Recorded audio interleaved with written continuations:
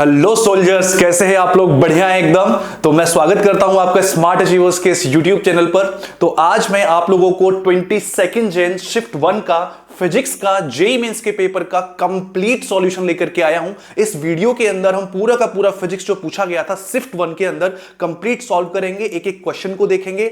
और आप लोग जिन्होंने एग्जाम दिया है उनके लिए तो ये वीडियो इंपॉर्टेंट है ही, साथ ही में वो लोग जो अभी और ज्यादा इंप्रूवमेंट करके अप्रैल में देना चाहते हैं या फिर एट द सेम टाइम जो अभी तैयारी कर रहे हैं, उन सभी स्टूडेंट्स के लिए वीडियो बहुत ही ज्यादा इंपॉर्टेंट होने वाला है। इनफैक्ट मैं एक बात बताऊं, अगर आप नीट के एस्पायरेंट भी हैं और अगर आप ये पीवाईक्यू सॉल्यूशन देखते हैं तो यकीन मानिए आपके बहुत सारे कॉन्सेप्ट्स क्लियर भी होंगे और साथ ही साथ आपको यह पता लगेगा कि फिजिक्स के पोर्शन से किस टाइप के क्वेश्चंस एग्जाम में जनरली पूछे जाते हैं। तो ये नीट एस्पायरेंट हो, जेईई एस्पायरेंट हो, एग्जाम दे चुके हो या देने वाले हो, अगर आप फिजिक्स एंथुसियास्ट हो तो यकीन मानिए this video is for you. So हम जल्दी से स्टार्ट करते हैं। सर 25 के अंदर 2025 में जो जेईई मेंस ने 22nd जेन फर्स्ट शिफ्ट में जो क्वेश्चन पूछा था फिजिक्स का, वो हम बिना देर करते हुए सॉल्व करेंगे और देखेंगे कि क्या क्या उसके अंदर क्वेश्चन आए थे और क्या क्या उसके सॉल्यूशन होंगे। वीडियो को लेंदी ना बनाने के लिए मैं इसमें कोशिश ये करूंगा कि आपको मैं कॉन्सेप्ट बताऊं ब्रीफ में और साथ ही साथ उसका जो आंसर है वो भी मैं आपको बताऊंगा। राइट, तो let's begin and let's see that what is the questions. Right, तो सबसे पहले देखिए क्या क्वेश्चन हमसे पूछा गया है। पहला क्वेश्चन देखो, पहले क्वेश्चन में हमसे पूछा गया है एक statement and assertion reasoning type का एक क्वेश्चन है। इसका पहला स्टेटमेंट पढ़िए क्या बोल रहा है। कह रहा है a given below are the two statements in a vernier callipers one vernier scale division is always smaller than one main scale division. Right, देखो यहां पर इसने बोला one vernier scale division is always smaller than one main scale division, which is absolutely true. आपको पता होगा कि जो हमारा वर्नियर स्केल डिवीजंस होते हैं, अगर मैं बात करूं जो नॉर्मल हमारे वर्नियर स्केल्स होते हैं उसमें कई बार 10 vernier scales division are equals to 9 main scale divisions. ऐसा आपने देखा होगा, 10 vernier scale divisions are equals to 9 main scale divisions. या फिर इसमें चेंज भी हो जाता है, कई बार बोलता है 50 vernier scale divisions are equals to 49 main scale divisions. It means that vernier scale division जो है वो छोटा होता है मेन स्केल डिवीजन के कंपैरिजन में। तो इसका मतलब हुआ कि जो मेरा ये स्टेटमेंट है सर, ये बिल्कुल ट्रू है। स्टेटमेंट 1 जो है वो बिल्कुल ट्रू है, ठीक बात है। लेकिन सेकंड स्टेटमेंट में क्या बोला है, the vernier constant is given bye किससे दिया जाता है? दिया जाता है main scale division multiplied by the number of vernier scale divisions. नहीं, ये नहीं होता। वर्नियर जो हमारा कांस्टेंट होता है, आपको पता होना चाहिए सर, वर्नियर कांस्टेंट जो होता है वो हमारा होता है 1 main scale division minus 1 vernier scale division, मतलब डिफरेंस से आता है। ये होता है लीस्ट काउंट या वर्नियर कांस्टेंट भी इसको बोलते हैं। तो सर ये वाला स्टेटमेंट फॉल्स हो जाएगा। अब आप देख लीजिए कि statement 1 is true and statement 2 is false. तो इसमें हमारा कौन सा वाला ऑप्शन ठीक बन रहा है? Statement 1 is true and statement 2 is false, यानी कि ऑप्शन नंबर बी ये करेक्ट हो जाएगा। तो मैं इसको एक इजी लेवल में रखूंगा क्योंकि अगर आपको थोड़ा सा भी कॉन्सेप्ट पता है इसको आप अटेम्प्ट कर सकते थे। ठीक है, आगे बढ़े। देखिए अगला क्वेश्चन क्या बोलता है। In the next question a line charge of length a/2, line charge जो है जिसकी लेंथ है a/2 is kept at the centre of an edge BC of a cube ABCDEFGH। मतलब ये क्यूब दिखा रखा है आपको, उसके BG जो एज है BC, उसके एज के सेंटर पर एक लाइन चार्ज लिखा हुआ है जिसकी लेंथ है a/2। ठीक है, क्या पूछ रहा है? The density of the line charge, मतलब लीनियर चार्ज डेंसिटी आपको बता रखी है, which is lambda coulomb per unit length, then the total electric flux through all the faces of the cube. यानी कि जिस क्यूब के एज के सेंटर पर ये लाइन चार्ज रखा हुआ है, उसके सेंटर पर आपको फाइंड आउट करना, उसके सेंटर पर नहीं, उस क्यूब से एसोसिएटेड इलेक्ट्रिक फ्लक्स की वैल्यू आपको बतानी है। बात समझ में आती है क्या? ठीक है सर, हमें पता है फ्लक्स क्या होता है। सर फ्लक्स होता है क्यू नेट अपॉन एप्सिलॉन 0। यानी कि मुझे क्या फाइंड आउट करना चाहिए सर? मुझे इससे associated total charge find out करना चाहिए। तो देखो ये जब लाइन चार्ज इसके किसी एक एज पर रखा हुआ है ना, तो इसका contribution in this cube would be 1/4 only. Sir क्यों होगा 1/4? क्योंकि अगर मान लो मैं इसको कंप्लीटली इनसाइड करना चाहूं, इस लाइन चार्ज को कंप्लीटली इनसाइड करना चाहूं, तो एक क्यूब मुझे BCGH इस फेस के नीचे बनाना पड़ेगा, एक उसके सामने बनाना पड़ेगा जो बनाऊंगा, और एक ADBC इसके सामने बनाना पड़ेगा। यानी कि जब मैं इसके साथ 3 क्यूब और रखूंगा तब मैं कहूंगा कि ये जो लाइन चार्ज है कंप्लीटली इनसाइड आ रहा है क्लोज्ड गॉसियन सरफेस के।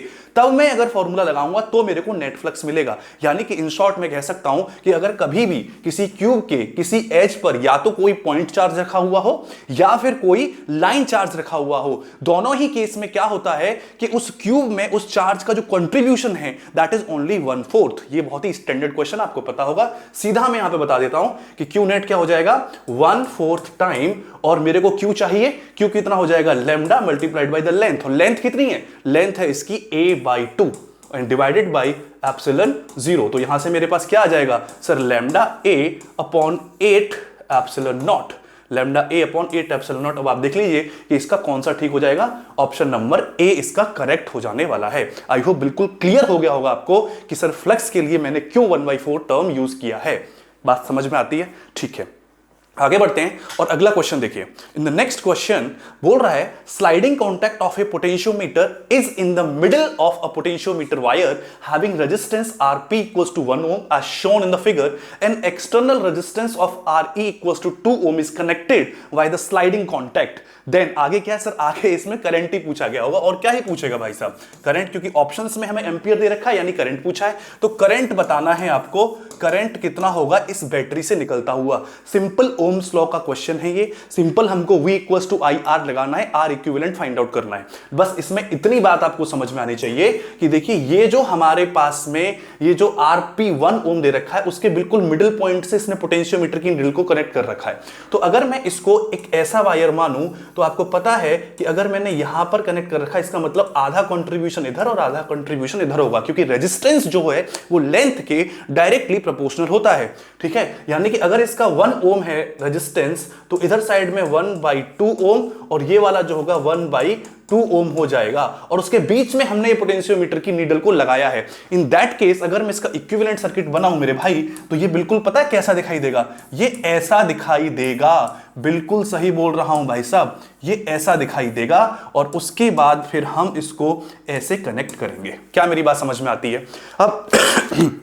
अब जो है यहां पर आप वैल्यू डाल दीजिए, सर ये हो जाएगा 1/2 ओम, बिल्कुल ठीक बात है, ये हो जाएगा 1/2 ओम, बिल्कुल ठीक बात है, ये हो जाएगा 2 ओम, बिल्कुल ठीक बात है, और मेरे पास यहां पर है 0.9 वोल्ट। क्या मेरी बात समझ में आती है? अब आपको बस इक्विवेलेंट रेजिस्टेंस निकालना है और उससे डिवाइड करना है किसको, पोटेंशियल डिफरेंस को, and your answer will be in your hand, right. तो जल्दी से बता दो यार इसको सॉल्व करके, इसका और इसका कितना हो जाएगा, 1/2 एंड 2 का पैरेलल में है, फिर उसको हम सीरीज में कर देंगे। तो इसका तो सर सीधा सीधा मैं अगर तुम्हें बताऊं सिर्फ इस वाले पोर्शन का, तो 1/2 AB upon A plus B, yes और no, AB upon A plus B 1/2, and इसको करेंगे तो कितना हो जाएगा, ये 5/2 हो जाएगा। तो ये मेरे पास 2/5 इसका आया, साथ में ये भी है प्लस 1/2, तो ये मेरे पास में कितना हो जाएगा, ये मेरे पास में हो जाएगा सर 4 and 5 9, 9/10। ये टोटल मेरे को इसका इक्विवेलेंट रेजिस्टेंस मिला विच इज 0.9 ओम, और भाई साहब हमारे पास बैटरी भी है 0.9 वोल्ट की। इसका मतलब हुआ कि करंट कितना फ्लो कर रहा होगा सर, करंट फ्लो कर रहा होगा 1 एम्पियर का, 1 एम्पियर का 0.9 अपॉन 0.9, यानी कि ऑप्शन नंबर सी करेक्ट हो जाएगा। तो अभी तक देखो हमने जो 3 क्वेश्चन देखे उसमें मैं कहूंगा कि ये एक इजी लेवल मतलब है, ज्यादा कुछ इसमें ऐसा नहीं था। आपने सिंपल अगर क्लास को ध्यान से पढ़ते हो, लेक्चर्स को देखते हो, तो डेफिनेटली आप इनको सॉल्व कर सकते थे, कोई ही मुश्किल वाली बात नहीं आई। चलिए आगे देखते हैं आगे कौन से और क्वेश्चंस हैं। लेट्स सी, इस अगले क्वेश्चन में फिर से एसर्शन रीजन टाइप क्वेश्चन है। कह रहा है in if Young's double slit experiment is perform in an optically denser medium, यानी कि अगर हम उस एक्सपेरिमेंट को किसी ऑप्टिकली डेंसर मीडियम में ले जाकर के परफॉर्म करते हैं, then the consecutive fringes comes closer, मतलब फ्रिंज विड्थ कम हो जाती है। कॉन्जिक्यूटिव फ्रिंजेस कम्स क्लोजर का मतलब क्या हुआ, फ्रिंज विड्थ कम हो जाएगी। तो अगर मैं आपसे पूछूं कि यार आप लोग नीट की तैयारी कर रहे हो, आप लोग जेई की तैयारी कर रहे हो, तो फ्रिंज विड्थ का फॉर्मूला बताओ, तो फटाफट से नीचे कमेंट में मुझे फ्रिंज विड्थ का फॉर्मूला मिल जाना चाहिए, तभी बात बनेगी भाई साहब। बिल्कुल सही बात है। तो फ्रिंज विड्थ जो होता है beta, that is given bye, अच्छा यार थोड़ा कलर दूसरा ले लूं क्या, हाँ सर, दूसरा कलर ले लेते हैं, beta equals to lambda D by D, yes और नो, ये हमारा फ्रिंज विड्थ का फॉर्मूला होता है। अब उसने क्या कहा कि हमने इसे ऑप्टिकली डेंसर मीडियम में ले गए, तो मुझे बताओ क्या चीज चेंज होगी, ना डी होगा ना स्मॉल डी चेंज होगा तो सिर्फ लेमडा। और आपको पता है लेमडा किसी मीडियम में जो होता है वो लेमडा अपॉन म्यू होता है, where mu is the refractive index of the medium, and mu जो है वो वैल्यू होगी हमेशा 1 से ज्यादा। इसका मतलब होगा लेमडा डैश कम हो जाएगा।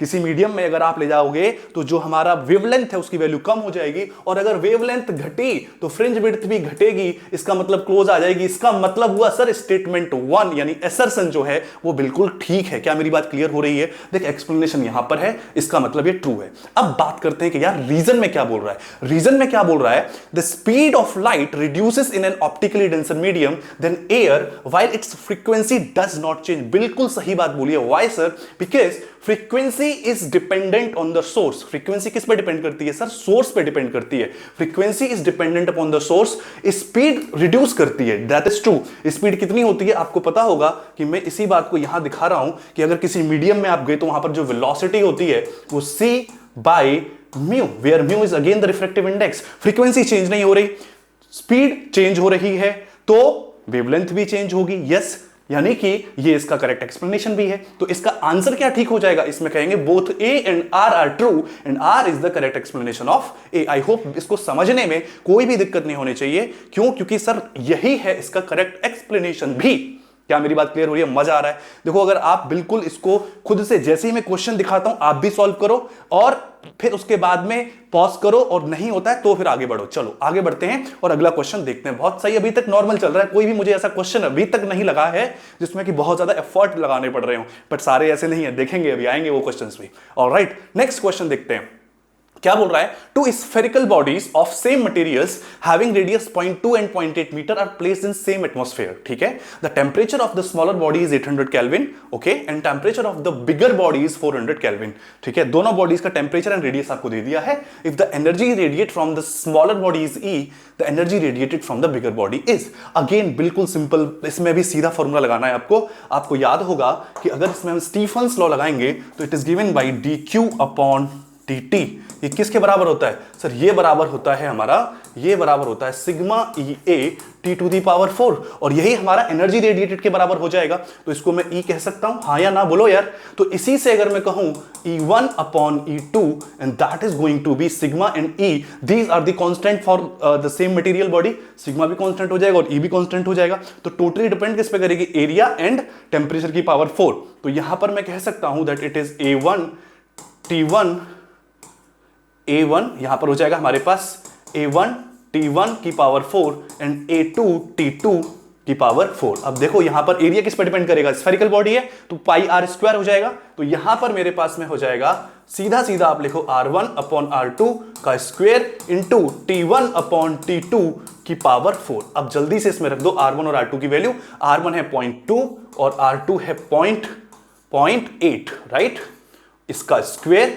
और यहां पर हमारे पास T1 जो है दैट इज 800 एंड T2 जो है वो है हमारे पास 400 का पावर 4। अब आप देखिए यहां से इसे मैं कैंसिल कर दूंगा तो 2/8 यानी कि ये 4 टाइम्स कैंसिल हो जाएगा। 4 का स्क्वायर यहां पे क्या आ जाएगा?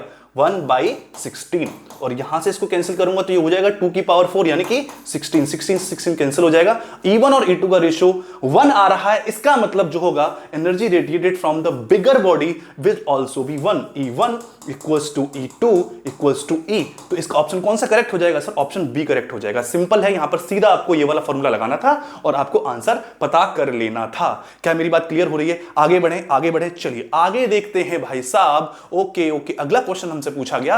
अगला क्वेश्चन पूछा जा रहा है, an amount of ice of mass 10 की power -3 kg and temperature -10 degree Celsius is transform to vapour of temperature 110 degree Celsius by applying heat. ठीक है, पूछ क्या रहा है? The total amount of work required for this conversion. Total amount of work आपसे पूछा गया है कि इसमें कितना वर्क लगेगा। ठीक है, इसका मतलब सीधा सीधा पहले समझो हीट का क्वेश्चन आ गया। नॉर्मली हमने ये भी बिल्कुल क्लास इलस्ट्रेशन है, इसमें कोई मुश्किल नहीं है। क्या कर रहा है? जो हमारे पास 10 की पावर -3 kg की जो आइस है उसको लेकर के जाना है। कहां लेकर के जाना है सर? उसको लेके जाना है 110 डिग्री सेल्सियस 110 डिग्री सेल्सियस के स्टीम पर लेकर के जाना है। ओके सर, समझ में आता है मुझे। तो इसमें कितना वर्क होगा, यानी कितनी हीट लगेगी उतना ही वर्क होगा। आपको सारी डेटा दे रखा है, कैलकुलेशन बेस्ड क्वेश्चन है। आपको पता होगा कि अगर मैं आइस को, जो कि 10⁻³ आइस, और टेम्परेचर भी उसने बताया हुआ है कितना है इस आइस का टेम्परेचर है हमारे पास, ये यहां पर मैं लिख रहा हूं which is -10 degree Celsius. This is the temperature, और ये यहां पर 110 की स्टीम पर पहुंचना है। तो आपको पता है कि जब ये प्रोसेस होगा तो इसमें सबसे पहले तो आइस जो है, आइस वो कहां पर कन्वर्ट होगी, आइस जो -10 डिग्री सेल्सियस की आइस है वो 0 डिग्री सेल्सियस की आइस में कन्वर्ट होगी। तो इस प्रोसेस में क्या होगा, इसमें टेम्परेचर चेंज होगा तो स्पेसिफिक हीट यूज होगी। उसके बाद में जो 0 डिग्री सेल्सियस की आइस है वो 0 डिग्री सेल्सियस के वाटर में कन्वर्ट होगी, तो लेटेंट हीट यूज हो जाएगी। फिर वाटर का टेम्परेचर 100 डिग्री सेल्सियस तक जाएगा तो specific heat of water use हो जाएगी। फिर वाटर जो है वो स्टीम में कन्वर्ट होगा 100 डिग्री सेल्सियस की, तो वहां पर latent heat of vaporisation use हो जाएगी। फिर वो जो स्टीम आया है वो 110 डिग्री सेल्सियस के स्टीम में कन्वर्ट होगा, तो वहां पर फिर specific heat of steam use हो जाएगी। तो यहां पर इतनी सारी चीजें कैलकुलेशन करना है, मैं सिंपली आपको इसमें बताऊं, ठीक है। लेंथ को वीडियो को मुझे छोटा रखना है, तो मैं सीधा आपको बताऊं, अगर मैं मास को यहां पर कॉमन ले लूं 10⁻³ kg, क्योंकि वो तो सभी में आने वाला है, ठीक है। अब 1 बाई 1 करके सारे एक साथ लिखते चले जाओ, तो क्या हो जाएगा मेरे पास, देखो मेरे पास है सबसे पहले आइस, तो लेटेंट, इसमें स्पेसिफिक हीट ऑफ आइस दे रखी है, स्पेसिफिक हीट ऑफ आइस है सर इतनी 2100 इंटू टेम्परेचर कितना चेंज हुआ है 10 डिग्री सेल्सियस, प्लस इसके बाद में क्या होगा मेरे पास, सर आइस कन्वर्ट होगी वाटर में, तो वाटर की मेरे को क्या चाहिए, लेटेंट हीट ऑफ फ्यूजन। तो लेटेंट हीट ऑफ फ्यूजन कितनी है मेरे पास में, latent heat of ice which is given to me is 3.35 into 10⁵, that's it, plus ice में कन्वर्ट हुई इस वाली हीट को लेकर के कितनी डिग्री, 0 डिग्री सेल्सियस के, फिर इससे आइस वाटर में कन्वर्ट हो गई 0 डिग्री सेल्सियस। अब वाटर कन्वर्ट होगा 100 डिग्री सेल्सियस के वाटर में भाई साहब, तो कितना हीट यूज होगी सर, mc डेल्टा टी। तो यहां पर स्पेसिफिक हीट ऑफ वाटर कितनी है सर 4180, और उसके बाद में मल्टीप्लाइड बाई कितना सर 100 डिग्री सेल्सियस तक राइज करा दिया टेम्परेचर। उसके बाद में जो 100 डिग्री सेल्सियस का वाटर है ये किस में कन्वर्ट होगा सर, स्टीम में। तो यहां पर मेरे को latent heat of vaporisation which is latent heat of steam which is 2.25 into 10⁶, right. उसके बाद में फाइनली ये जो स्टीम आई है ये 110 no it is 110 degree Celsius के स्टीम में कन्वर्ट होगी। तो यहां पर मेरे को यूज करनी पड़ेगी latent heat of steam which is 1920, लिसने दे रखा है, sorry specific heat of steam which is 1920 into 10 degree, मैंने मतलब उसका टेम्परेचर आगे बढ़ाया है। अब आप इसको देखिए और सॉल्व कीजिए, क्या आएगा 10⁻³ तो यहां से मेरे पास आ जाएगा आई थिंक 21, कैंसिल हो जाएगा, ये 30, यहां से मैं देखूंगा तो ये मेरे पास में हो जाएगा 10 की 3 कैंसिल हो जाएंगे तो 335, प्लस यहां पर मैं आऊंगा तो मेरे पास यहां पर भी बचेगा कितना 20 and 0 418, क्योंकि ये -3 है ना, क्या कर रहा है 30 खा जा रहा है, पॉजिटिव जीरोस, राइट। प्लस यहां पर देखूंगा तो 30 यहां से कैंसिल हो जाएंगे, 2250 हो जाएगा, ठीक है। और जब मैं यहां पर देखूंगा मेरे भाई तो मेरे पास यहां पर 19.2। अब आप इन सभी को ऐड कर लो, 2250 418 ये हमारा बन जाएगा 26 के आसपास, एंड 335 एंड 19.2, इन सभी को जब आप ऐड करोगे तो इसका जो एनटीए ने आंसर दिया 3043 विच इज द करेक्ट, आप इसको ऐड करके देखोगे यही आपको मिलने वाला है। तो इसका आंसर ये हो जाएगा। सिंपल आपको कैलकुलेशन करनी थी, कोई भी मुश्किल वाली बात नहीं थी, ठीक है। आगे बढ़ते हैं और देखते हैं अगला वाला क्वेश्चन, क्लियर। चलिए अगला क्वेश्चन देखिए, an electron in the ground state, electron किसमें है, ग्राउंड स्टेट में है, in the hydrogen atom has the orbital radius of 5.3 into 10⁻11 metre, ठीक है। While that for the electron in the third excited state is 8.48 into 10⁻10 metre. मतलब दो state दे रखी है, कौन सी, एक तो दे रखी है सर हमारे पास में ग्राउंड स्टेट, और एक दे रखी है third excited state. The ratio of the de Broglie wavelength of the electron in the ground state to that in excited state. देखो ये जो क्वेश्चन है इसमें हम बेसिकली देखेंगे कि पूछा है उसने ratio of the de Broglie wavelength आपको, लेकिन ये पता होगा ना कि ये मान लो ग्राउंड स्टेट है, तो ग्राउंड के लिए एन की वैल्यू कितनी होती है 1, that is the ground state. First excited state के लिए एन की वैल्यू कितनी हो जाती है 2, ये हमारा फर्स्ट एक्साइटेड स्टेट है। सेकंड एक्साइटेड स्टेट के लिए एन की वैल्यू 3, और फाइनली थर्ड एक्साइटेड स्टेट के लिए n की वैल्यू 4 हो जाती है। ये हमारा ग्राउंड है, ये फर्स्ट एक्साइटेड, ये सेकंड एक्साइटेड, ये थर्ड एक्साइटेड स्टेट है। तो यहां पर n की वैल्यू कितनी हो जाती है? 4 हो जाती है। पूछा क्या गया है? पूछा गया है सर लैम्डा 1 अपॉन लैम्डा 4।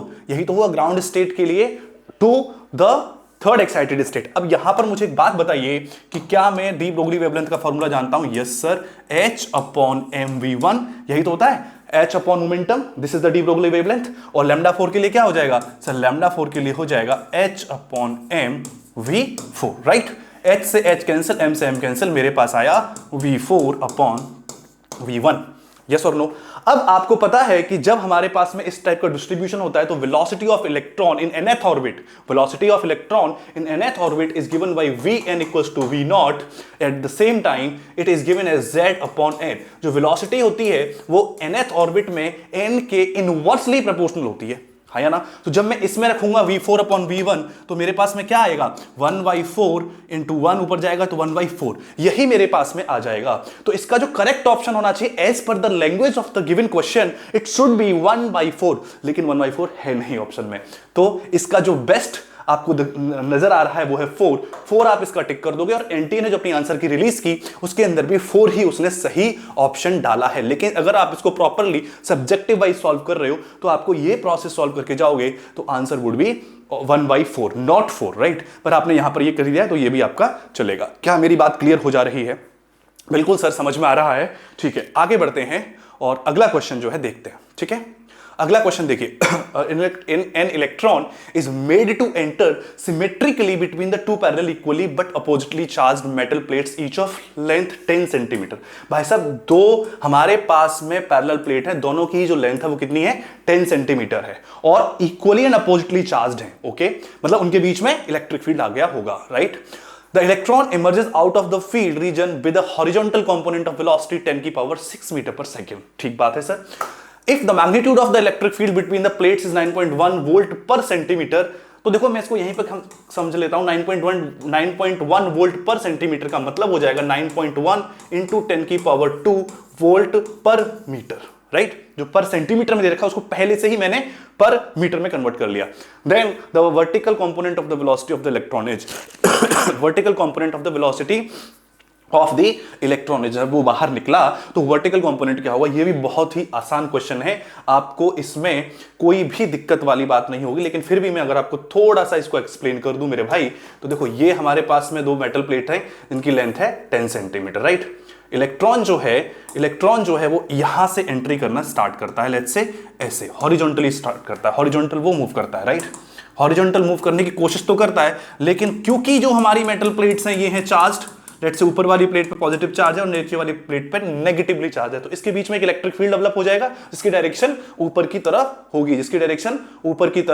होगी, इलेक्ट्रिक फील्ड की डायरेक्शन नो, जिसमें जो इलेक्ट्रिक फील्ड डेवलप होगा उसकी डायरेक्शन नीचे की तरफ होगी। मास्टर क्या कर रहे हो? और जो इलेक्ट्रॉन है उस पर डायरेक्ट किस तरफ फोर्स लगेगा? ऊपर की तरफ। इलेक्ट्रॉन पर फोर्स ऊपर की तरफ लगता है क्योंकि इलेक्ट्रॉन पर जो फोर्स लगता है वो इलेक्ट्रिक फील्ड के अपोजिट डायरेक्शन में लगता है, ठीक है। तो अगर हमने हॉरिजॉन्टल प्रोजेक्शन दिया, ये चलता जाएगा तो ये कुछ ऐसे निकलेगा, और जब यहां से निकलेगा तो इसके पास जो हॉरिजॉन्टल कंपोनेंट था वो तो वही रहेगा, but it will also have a vertical component. यहां पर इसका वर्टिकल कंपोनेंट कुछ नहीं था। किसका वर्टिकल कंपोनेंट? किसका? वेलोसिटी का। तो मैं कह सकता हूं सर uy जो है वो तो 0 है, but here it would be having vy। यहां पर ux बिल्कुल होगा सर, और यहां का ux ये आपस में बराबर होंगे, मतलब क्योंकि हॉरिजॉन्टल डायरेक्शन में तो कोई एक्सेलरेशन है ही नहीं, और वो उसने बता दिया विच इज 10 की power 6 meters per second. At the same time he is also given you the length which is 10 centimeter, मतलब इसका मतलब होगा 0.1 मीटर। ये आपको दे रखी है कहानी, आपको vy बता देना है। तो आपको फोर्स पता लग रहा है, आपको फोर्स पता लग गया, इसका मतलब आपको एक्सेलरेशन पता लग गया, आपको ये भी पता लग गया कि यहां से यहां तक आने में टाइम कितना लगेगा। तो अब क्वेश्चन में रह ही क्या गया? अब तो सीधा वैल्यू डालो और vy की वैल्यू निकालो। Sir vy equals to, directly बता दूं क्या चलेगा? vy equals to uy which is 0 plus ay into T. अब ay क्या हो जाएगा sir? Force in the Y direction. Force in the Y direction कितना होगा? Force in the Y direction होगा सर कितना होगा? Small e into capital E, small e into capital E divided by mass into T. ये हो गया v equals to u plus A T. Kinematics भी लग गया, इलेक्ट्रोस्टैटिक्स भी लग गया यहां पर, और हमारे को जो आंसर मिलेगा दैट e इज 1.6 इंटू 10 की पावर -19, और हमारे पास v दे रखा है इलेक्ट्रिक फील्ड दे रखा है 9.1 इंटू 10 की पावर 2 डिवाइडेड बाई मास कितना दे रखा है 9.1 इंटू 10 की पावर -31, ये इलेक्ट्रॉन का मास होता है केजी में। और टाइम कितना लगेगा सर? टाइम क्या होता है? Time equals to distance upon speed. Distance हमारे पास 0.1 मीटर है, स्पीड 10 की पावर 6 मीटर पर सेकंड है, क्योंकि इसी वेलोसिटी से तो निकलेगा ना वो। तो यहां पर टाइम हमारा सीधा सीधा देखोगे 0.1 अपॉन 10 की पावर 6, यानी डायरेक्टली मैं उसको 10 की पावर -7 लिख दूं तो कोई भी दिक्कत वाली बात नहीं होनी चाहिए। उम्मीद करता हूं इतना तो आप समझ ही रहे होगे, ठीक है। अब यहां से मेरे पास Vy की वैल्यू, आप इसको सॉल्व करोगे तो सीधा सीधा मुझे दिखाई दे 9.1 से 9.1 मर गया सर। यहां पर 1.6 इंटू 10 की पावर -19 एंड -7 यहां पर मुझे मिलेगा, तो कितना हो जाएगा -26 प्लस 2 -24 प्लस 31, इसका मतलब कितना हो जाएगा +7। तो ये मेरे पास में 16 इंटू 10 की पावर 6 मीटर्स पर सेकेंड ये आ रहा है, और ये मेरे पास ऑप्शन नंबर सी है, यानी कि इसका ऑप्शन नंबर सी बिल्कुल करेक्ट था। आसान क्वेश्चन था, मुश्किल नहीं था, बस थोड़ी सी कैलकुलेशन थी। बिल्कुल ठीक बात है सर। आगे बढ़ते हैं, आगे क्या क्वेश्चन पूछे गए? आगे क्वेश्चंस में कहा गया which of the following resistivity rho versus temperature graph is almost suitable to be used in the bound standard resistor. मतलब टाइपिंग में कुछ है, बट अल्टीमेटली वो ये कहना चाह रहा है बेसिकली कि भाई साहब जो रेजिस्टिविटी रो और टेम्परेचर टी, इसका जो ग्राफ होता है वो कैसा होता है। तो भाई साहब क्या आपको पता है ना कि रेजिस्टिविटी और टेम्परेचर के अंदर क्या रिलेशन होता है? For normal temperature, I am not talking about a very high temperature, ठीक है। नॉर्मल टेम्परेचर और रेजिस्टिविटी में जैसे जैसे हम टेम्परेचर बढ़ाते हैं, रेजिस्टिविटी की वैल्यू क्या होती है सर? रेजिस्टिविटी की वैल्यू भी बढ़ती चली जाती है, हाँ या ना? जैसे जैसे हम टेम्परेचर बढ़ाएंगे रेजिस्टिविटी बढ़ती चली जाएगी। नॉर्मल टेम्परेचर के लिए एक लीनियर रिलेशन होता है, सीधा सीधा आपको पता है इसका ऑप्शन ए करेक्ट हो जाएगा। लीनियरिटी मतलब जाहिर सी बात है कि जो हमारे पास में नॉर्मल टेम्परेचर की बात है तो रेजिस्टिविटी टेम्परेचर के डायरेक्टली प्रोपोर्शनल होती है, और वो टेम्परेचर बढ़ाने पर बढ़ती चली जाती है। लीनियर रिलेशन होगा फॉर स्मॉल टेम्परेचर। लेकिन अगर हाई टेम्परेचर की बात करेंगे तो वहां पर थोड़ा सा कर्व भी आ जाता है, लेकिन यहां पर ऐसा उसने कुछ बोला नहीं है, इसलिए मैं इसका ऑप्शन नंबर ए करेक्ट हो जाएगा।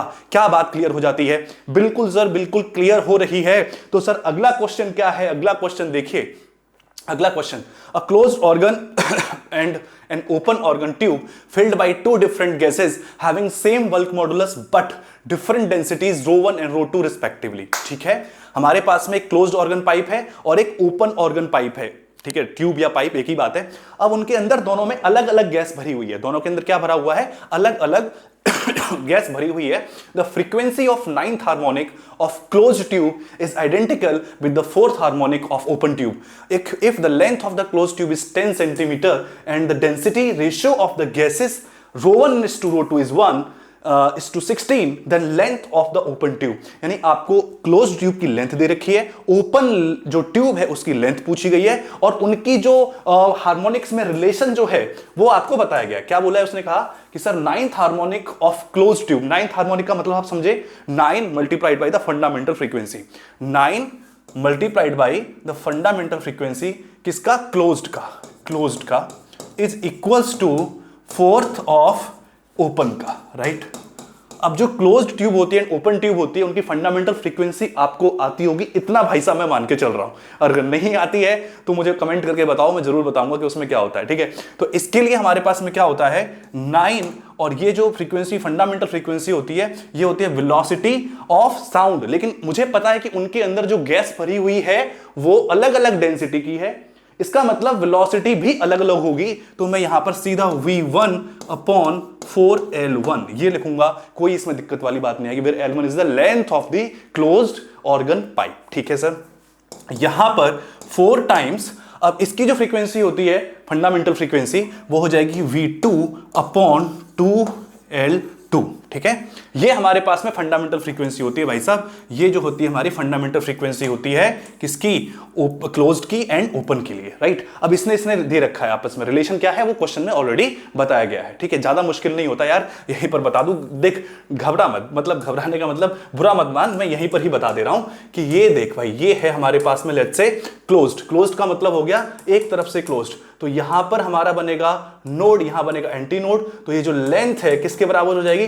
लैम्डा बाई 4k, तो लैम्डा हमारे पास हो जाता है 4l के, तो फ्रीक्वेंसी जो होती है फंडामेंटल वो हो जाती है वेलोसिटी अपॉन 4l। ये यहां से आया फॉर्मूला, ठीक है, मायूस मत हो, चेहरा मत बना, मैं बता रहा हूं भाई, मैं बता रहा हूं, ठीक है। उसके बाद में देख यहां पर अगर मैं बात करूं कि ओपन के लिए बताइए सर, तो ओपन के लिए ये ऐसे, ये ऐसे, ओहो ओपन के लिए हमारे पास में ये होगा ऐसे, तो ये यहां पर भी एंटी नोड बनेगा और यहां पर भी एंटी नोड बनेगा, तो मैं इसको ऐसे और इसको ऐसे लेके आऊंगा, तो यहां पर मेरे पास जो लेंथ है ये मेरे पास किसके बराबर है, लैम्डा बाई 4, लैम्डा बाई 4 यानी लैम्डा बाई 2, तो L equals to lambda by 2, तो यहां से L equal lambda equals to 2L आ जाता है। फंडामेंटल फ्रीक्वेंसी लिखूंगा तो V अपॉन 2L लिख दूंगा, where V is the velocity of sound. लेकिन दोनों में क्योंकि अलग अलग गैस भरी हुई है यहां पर, तो मेरे को क्या करना पड़ेगा, V1 एंड V2 यूज करना पड़ेगा। अब मैं सारी चीजें यहां पर लगा दूंगा, तो आई थिंक मेरे को आंसर मिल जाएगा। मेरे को L2 चाहिए, L2 चाहिए, तो पहले तो 9/4 थोड़ा सा इसको सॉल्व कर लेते हैं, और V1 क्या हो जाएगा, velocity of sound in different gas क्या होता है, क्या होता है, याद है कि नहीं है सर, B जो होता है हमारे पास वो under the root B upon density, यही होता है ना। तो यहां पर मैं लिख सकता हूं बीटा, ये जो बल्क मॉडुलस है इसको हम B से डिनोट कर रहे हैं अपॉन ρ1 और साथ में L1, and that is equals to 4/2 under the root B, दोनों का सेम है, और ये ρ2 हो जाएगा और L2 हो जाएगा, हाँ या ना।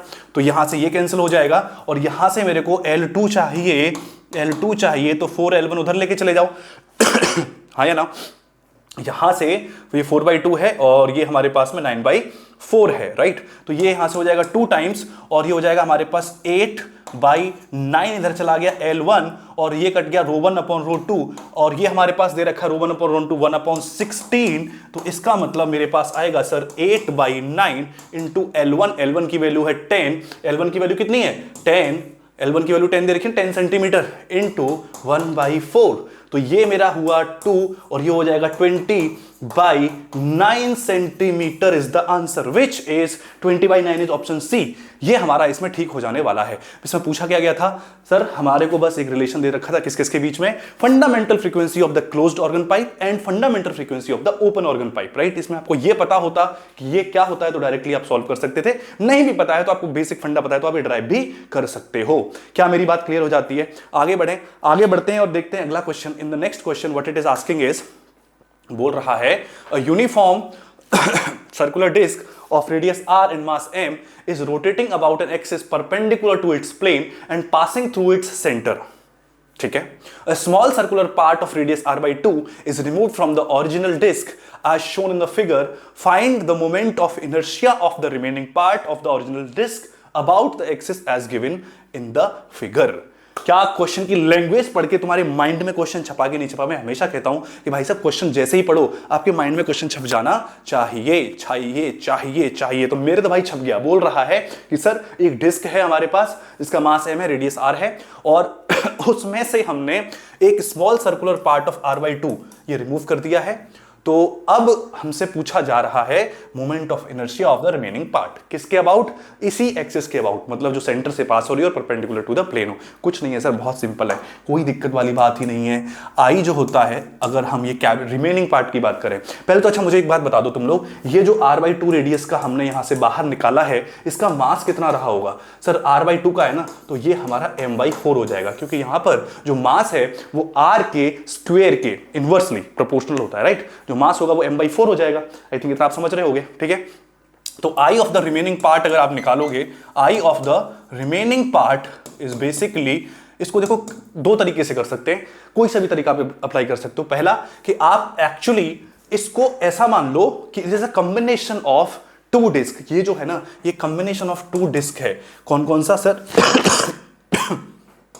ये हमारे पास एक ये डिस्क हो गई, थोड़ा सा इसको छोटा कर देते हैं, प्लस प्लस प्लस एक छोटी सी डिस्क लाइक दिस, जो कहां रखी हुई है? जो इसके बिल्कुल अंदर रखी हुई है। इसकी रेडियस r है, इसकी रेडियस r है, और इसकी रेडियस r/2 है। पोजीशन आपको पता है कहां रखी है, लेकिन इसका मास अगर m है तो इसका मास आपको -m/4 लेना पड़ेगा। हाँ या ना बोलो यार। अगर इतने मास को उठा करके मैं यहां रख दूंगा तो वहां तो कैविटी ही बन जाएगी ना, वहां तो कैविटी बन जाएगी। अगर कैविटी बन गई, अब मतलब मैं इसका इस वाली एक्सिस के अबाउट जो इसके सेंटर से पास हो रही हो, प्लस इस नेगेटिव मास की जो डिस्क है इसका भी इसी एक्सिस के अबाउट मोमेंट ऑफ इनर्शिया निकालूं और दोनों को ऐड कर दूं, तो मेरे पास जो डिजायर्ड डिस्क है, जो रिमेनिंग पार्ट है, उसका moment of inertia about the centre of mass आ जाएगा। क्या मेरी बात क्लियर होती है? बिल्कुल सही कह रहे हो सर। तो यहां से आप देखोगे तो इस वाले का सेंटर से पास होने वाली एक्सिस और परपेंडिकुलर क्या होगा सर, mr²/2। इसकी तो रेडियस 2 ही है, राइट। अब ये जो पार्ट है ये वाला, ये कहां रखा हुआ है? यहां पे रखा हुआ है ना। तो इसका पहले तो आप इसके सेंटर के अबाउट निकालो और perpendicular to its own plane हो, और फिर उसमें पैरेलल एक्सिस थ्योरम लगा देंगे तो हमारे पास मिल जाएगा। तो सेंटर के अबाउट क्या हो जाएगा sir, plus minus m/4 m और r², r क्या है इसका, r इज सर r/2 का स्क्वायर डिवाइडेड बाई 2। ये तो हो गया किसके, इसके खुद के सेंटर के about, right. Plus plus plus मैं करूंगा तो यहां पर परपेंडिकुलर एक्सिस थ्योरम लगाएंगे, यहां पर परपेंडिकुलर एक्सिस थ्योरम लगाएंगे तो माइनस m/4 और d², d कितना है यहां पे, r/2 का स्क्वायर, राइट। ये हमारे पास आएगा। अब देखो इस वाले पोर्शन को जो मैंने यहां लिखा है, इसको जब आप सॉल्व करोगे तो क्या हो जाएगा, mr²/2, और ये हमारे पास में नेगेटिव साइन और m/4 इसको लिख लो mr², तो ये हमारे पास आ जाएगा माइनस, बाहर ले लो तो अंदर क्या बच जाएगा, अंदर बच जाएगा सर mr² और यहां पर 2 का स्क्वायर 4, 4 × 4 16, यहां पर हो जाएगा 32 और प्लस mr² और यहां पे हो जाएगा हमारे पास में 8, राइट।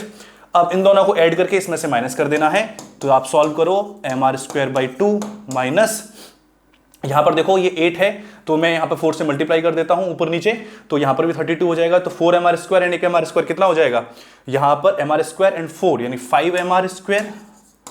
5mr² डिवाइडेड बाई 32, है या ना। अब इसको जरा माइनस करेंगे तो हमारे पास में क्या बचेगा, 32mr² माइनस 5mr², सब कुछ सही चल रहा है ना। यहां पर बेसिकली हमारे पास mr² बाई एक सेकेंड 2 का स्क्वायर 4 4 4 16 होगा ना यार, यहां पे 16 होगा ना, 2 का स्क्वायर 4 और 4 × 4 16, yes yes yes yes yes, यहां पर 16 होना चाहिए। तब इसको काम मैं करूंगा तो mr² एंड एक mr² मेरे पास में हो जाएगा, मतलब 2 से मल्टीप्लाई किया 3mr², 3mr² upon 32, it has to be 3mr² upon 32, 3mr² upon 32। अब इसको जरा सॉल्व करो तो मेरे को यहां पर 3mr², तो यहां पर मैं करना 16 में 3 करेंगे तो 13, ये मेरे को सॉल्व करूंगा तो 16 इसका एलसीएम लूंगा तो 13mr² upon 32 is going to be the correct answer, right. ये हमारा इसका सही हो जाएगा, ठीक है। एलसीएम लेकर के आप सॉल्व करो, यही आ जाएगा 13 अपॉन 32 mr²। यहां पर सिंपली फंडा थोड़ा सा नेगेटिव मास का लिया कि हमने उस मास का भी निकाल दिया, moment of inertia negative mass consider किया और किसके अबाउट निकाल दिया, उसी एक्सिस के अबाउट निकाल दिया जिसके अबाउट हमसे पूछा गया था। क्या मेरी बात क्लियर है? आगे बढ़े, ठीक है सर, आगे बढ़ते हैं और अगला क्वेश्चन को देखते हैं। देखो ये थोड़ा सा अच्छा क्वेश्चन था, कैलकुलेशन इसमें हो गई है, ठीक है। मतलब ये मॉडरेट लेवल का है, लेकिन इतना नहीं कि वो बहुत ज्यादा डिफिकल्ट है जो आपको पूछा ही जो आप कर ही नहीं सकते। हाँ, ये किया जा सकता था। आगे बढ़ते हैं और अगला देखते हैं। अगला अगेन ये क्वेश्चन भी देखिए जरा। Small point of mass m is placed at a distance 2r from the centre of a big uniform solid sphere of mass capital M and radius r, ठीक है। एक बिग हमारे पास यूनिफॉर्म सॉलिड स्फीयर है जिसका मास है m, radius है r, और उससे 2r डिस्टेंस पर एक छोटा सा मास m रखा हुआ है, आपको दिखा रखा होगा, ठीक है। उसके बाद में the gravitational force on m due to m is F1, इसकी वजह से इस पर जो ग्रेविटेशनल फोर्स है वो F1 है। A spherical part of radius r/3 is removed from the big sphere as shown in the figure and the gravitational force on m due to remaining part of m is to be F2। बात समझ में आ रही है? वही बताता हूं। And the ratio of F1 upon S2 is, F1 और F2 का रेशियो बताना है भाई। इसमें भी वो नेगेटिव मास वाला कॉन्सेप्ट जो हमने अभी पिछले वाले में लिखा है ना, सेम नेगेटिव मास का कॉन्सेप्ट यहां पर भी लगाया जा सकता है। देखो क्या बोल रहा है कि देखो आप ना इसको, ये जो आपको दे रखा है, इसका अगर इक्विवेलेंट डायग्राम बनाओगे तो इसको आप दो का कॉम्बिनेशन मान लो। कैसे? एक हमारे पास एक मेरे पास ये है सॉलिड स्फीयर ऐसा, और एक और स्फीयर लो, एक और स्फीयर लो जिसकी रेडियस कितनी है इस बार r/3 है। ध्यान रहे इसकी जो रेडियस है वो r/3 है। ये जो गिवन क्वेश्चन है उसको मैं इन दोनों का कॉम्बिनेशन मान सकता हूं। इसका मास है m, और अगर इसकी रेडियस जिसकी r/3 है उसका जो मास है वो नेगेटिव लेना पड़ेगा मुझे, नेगेटिव मास। और उन दोनों की वजह से एक जो पॉइंट है यहां पर जो पॉइंट है उस पर मुझे नेट फोर्स निकालना है, वो होगा F2। F1 तो क्लियर है यार, F1 में तो किसी कोई डाउट नहीं होनी चाहिए। F1 तो मैं अगर पहले ही आपको बताऊं कि भाई जो पहला बोला है ना F1, तो F1 तो यहां से सीधा सीधा होगा सर Gm अपॉन 2r यानी कि 4r²। इसमें तो किसी कोई डाउट ही नहीं है। पहले तो मतलब नॉर्मल सॉलिड स्फीयर था ना, कोई मास वास तो उसने रिमूव किया नहीं गया, तो सीधा सीधा फॉर्मूला लगा दूंगा। लेकिन जब हमने उसको बाहर निकाला, जो बाहर निकालने के बाद बच गया उसको मैं इसका कॉम्बिनेशन लिख रहा हूं। तो अब इन दोनों की वजह से इस पर जो फोर्स लगेगा वो होगा F2, उसका रिजल्टेंट होगा F2। ठीक है, तो पहले इसकी वजह से कितना फोर्स लग रहा होगा सर? इसकी वजह से तो इतना ही फोर्स लग रहा होगा यार। F1 किस और अट्रैक्टिव है? Yes sir. इसकी वजह से सर ये मास कितना होगा पहले ये तो पता करें। तो आपको पता है कि r/3 है और स्फीयर है, तो मास जो हमारा रेडियस होता है उसके कैसे प्रोपोर्शनल होता है? क्यूब के। तो ये हो जाएगा हमारा m/27 but with negative sign. कैसे रखेंगे? नेगेटिव साइन के साथ, -m/27। तो इसकी वजह से मैं अगर फोर्स लगाऊंगा, अगर F1 इधर है तो F2 इधर हो जाना चाहिए। F2 किधर होगा? F2 नहीं, जो इस नेगेटिव मास की वजह से फोर्स है वो अपोजिट डायरेक्शन में लगना चाहिए। सिंपल सा बात है, हम एक हाइपोथेटिकल नेगेटिव मास का कॉन्सेप्ट यहां पर इंट्रोड्यूस कर रहे हैं, ये पढ़ाया भी जाता है क्लास के अंदर। तो यहां पर इसको मैं F' बोलूं तो F' जो हो जाएगा वो हो जाएगा कितना सर? Gm/27 और r/3 m is again m Gmm upon r। Distance कितना होगा? अब देखो यहां से यहां तक कितना था? r था, 2r था ना टोटल, यहां से यहां तक r, तो यहां से यहां तक r plus r/3, r plus r/3 यानी 4r/3, तो 4r/3 का होल स्क्वायर। ये हमारे पास F' आया। अब इस F1 और F' का जो रिजल्टेंट है ये है F2। F2 कितना आएगा सर? F2 आएगा, अच्छा यहां पर इसको थोड़ा सॉल्व करके मैं डायरेक्टली और लिख दूं F' को क्लियरली। तो ये मेरे पास Gmm अपॉन, यहां पर मैं इसको ये 27 नीचे आ जाएगा, ठीक है, और यहां पर हमारे पास 4r² यानी कि यहां पर स्क्वायर कर देते हैं तो 16r², और ये 9 ऊपर पहुंच जाएगा। तो मेरे पास में आएगा, ये 3 टाइम्स कैंसिल हो जाएगा, तो मेरे पास में हो जाएगा Gmm अपॉन, और ये कितना हो जाएगा? ये हो जाएगा हमारा 48, ठीक है, 48 एंड r²। हाँ या ना? 3 टाइम्स कैंसिल, 16 इंटू 3 48 r²। ये हमारे पास में है F'।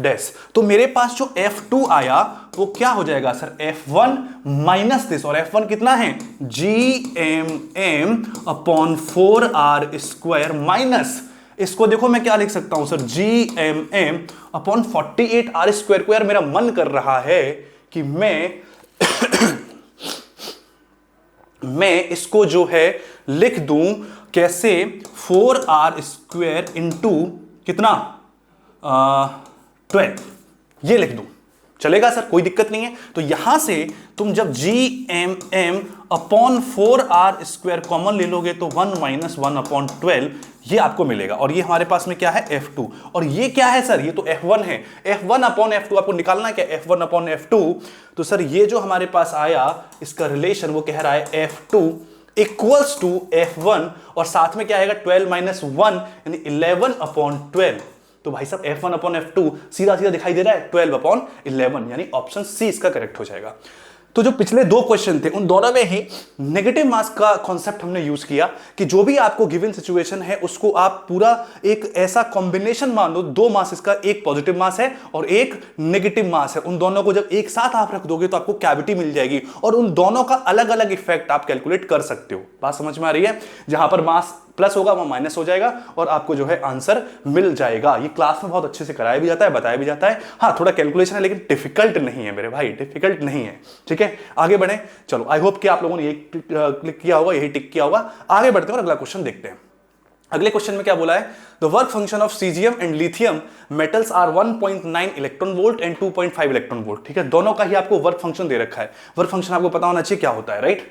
अब if we incident a light of wavelength 550 nanometre on these two metal surface, इस पर हमने कितने वेवलेंथ की लाइट लेके आ रहे हैं, 550 नैनोमीटर की, okay. Then photo electric effect is possible for the case of, किसके लिए फोटो इलेक्ट्रिक इफेक्ट पॉसिबल होगा, बहुत सिंपल, इससे सिंपल क्वेश्चन तो इस पेपर में हो ही नहीं सकता। इसमें सीधा सीधा सा आपको बताना है कि सर जो आपने लाइट इंसिडेंट करी उसकी एनर्जी कितनी है, तो E इक्वल्स टू आपको पता होगा 1240 electron volt nanometre upon lambda, lambda कितना है 550 नैनोमीटर, इससे ये कैंसिल हो जाएगा और इसको जब आप करोगे तो 2.25 इलेक्ट्रॉन वोल्ट, यानी कि energy of the incident photon is 2.25 volt. तो अब ये देख लो कि ये किस में जो है फोटो इलेक्ट्रिक इफेक्ट करवा सकता है, क्या ये 2.5 के लिए करवा सकता है, नहीं सर, इसकी तो एनर्जी 2.5 से कम है, फोटोन की एनर्जी जब उसके वर्क फंक्शन से ही कम है तो वो तो इजेक्ट भी नहीं करवा पाएगा। हाँ, यहां पर करवा सकता है, क्यों, क्योंकि यहां पर जो एनर्जी यानी वर्क फंक्शन है किसका, ये जो हमें दे रखा है किसका, आई थिंक सीजियम का, वो फोटोन की एनर्जी से कम है, यहां पर हमारा फोटो इलेक्ट्रिक इफेक्ट हो जाएगा। तो ओनली सीजियम, सीजियम ओनली, यानी ऑप्शन 20 का करेक्ट हो जाएगा। ये सबसे आसान क्वेश्चन मैं कहूंगा इसका कि आपसे पूछ लिया, तो देखो जरूरी नहीं कि जेईई मेंस में बहुत डिफिकल्ट क्वेश्चन ही पूछे जा रहे हैं, हम देख रहे हैं कि अभी इजी भी है, मॉडरेट भी है, थोड़ी कैलकुलेशन भी है, सब चीजें एकदम मिक्स करके आती है। इसलिए आप अपनी जो प्रिपरेशन होती है ना उस पर कभी भी गिव अप मत किया करो यार, लास्ट मोमेंट तक लड़ते रहा करो, क्योंकि क्या पता कोई आसान क्वेश्चन पूछ लिया जाए और आपका काम हो जाए। ये सर नो, चलिए आगे बढ़ते हैं और अगला क्वेश्चन देखते हैं। भाई साहब मजे आ रहे हैं क्वेश्चंस को सॉल्व कर रहे हैं सर, अभी तक तो सब कुछ ठीक चल रहा है, कहीं पर कोई दिक्कत हुई नहीं। आगे देखते हैं, बोल रहा है if B is magnetic field and mu naught is permeability of free space, then dimensions of B upon mu naught, dimensions unit and dimension से क्वेश्चन पूछ लिया गया। अब देखो इसको करने के कई सारे तरीके हो सकते हैं, लेकिन हम सिंपल चूज करेंगे just by looking at the options. तो मेरे को पता है कि B इनसाइड अ सोलेनॉइड होता है mu naught times n into I, yes और नो, वेयर n क्या होता है, number of turns per unit length. तो इसने मेरे को b अपॉन म्यू नॉट का डायमेंशन पूछा है ना, यही तो पूछा है, b अपॉन म्यू नॉट, तो number of turns per unit length का मतलब l माइनस 1 और I यानी कि a यानी एम्पियर, और इसमें तो पूछा है इसने l माइनस 1 a, सीधा सीधा ऑप्शन b करेक्ट हो जाएगा। कुछ भी ज्यादा इसमें, ये भी फ्री के मार्क्स थे, फ्री के मार्क्स, दो क्वेश्चन जो हुए ना, एक तो ये वाला और एक ये वाला फ्री वाले मार्क्स हैं, ठीक है। उम्मीद कर रहा हूं बिल्कुल आप लोग सही से अब तक बने हुए और सारा का सारा सॉल्यूशन देख रहे हो भाई, बढ़िया से आप लोग जो है इसको देख रहे होगे तो अपने को भी बहुत अच्छा लगेगा। चलिए आगे बढ़ते हैं और अगला क्वेश्चन देखते हैं सर, अगला question okay vertical circular motion से क्वेश्चन पूछ लिया गया है। बोल रहा है a bob of mass m is suspended at point O by a light string of length L, length कितनी दे रखी है, L दे रखी है, and left to perform vertical motion as shown in the figure, ठीक है। इनिशियली क्या बोला गया, initially by applying horizontal velocity v naught, कोई हॉरिजॉन्टल वेलोसिटी v नॉट इसने दी एट पॉइंट A, बिल्कुल दिखाई दे रहा है। The string becomes slack when the bob reaches at the point D point सबसे ऊपर दे रखा है, टॉप मोस्ट पॉइंट पर पहुंचने के बाद जो स्ट्रिंग है वो स्लैक हो जा रही है, ठीक है। इस वर्ड का बड़ा ही इंपॉर्टेंट मतलब होगा स्लैक, यही वर्ड यहां पर समझने वाला है। The bob reaches at the point D, the ratio of the kinetic energy of the bob at points B and C, दो पॉइंट पर आपको काइनेटिक एनर्जी का रेशियो बताना है, दो पॉइंट पर आपको काइनेटिक एनर्जी का रेशियो बताना है, यानी KB एट KC। तो मैं अगर यहां से देखूं हाफ m VB का square upon half m VC का स्क्वायर, ये कैंसिल हो जाएगा, तो आपको VB square upon VC square इसका रेशियो बताना है। और इसके लिए आपको पता होना चाहिए कि वेलोसिटी एट B क्या है, वेलोसिटी एट C क्या है, स्टेप बाय स्टेप चल रहे हैं। अब देखो इसने जो क्वेश्चन में बोला ना कि स्लैक हो जाती है, इसका मतलब है कि सर टॉप मोस्ट पॉइंट पर पहुंचने के बाद जो T है, टेंशन है, वो जीरो हो जाता है। स्ट्रिंग टॉप मोस्ट पॉइंट पर पहुंची और वहां पहुंचने के बाद स्लैक हो गई, मतलब टेंशन की वैल्यू क्या हुई, जीरो हो गई।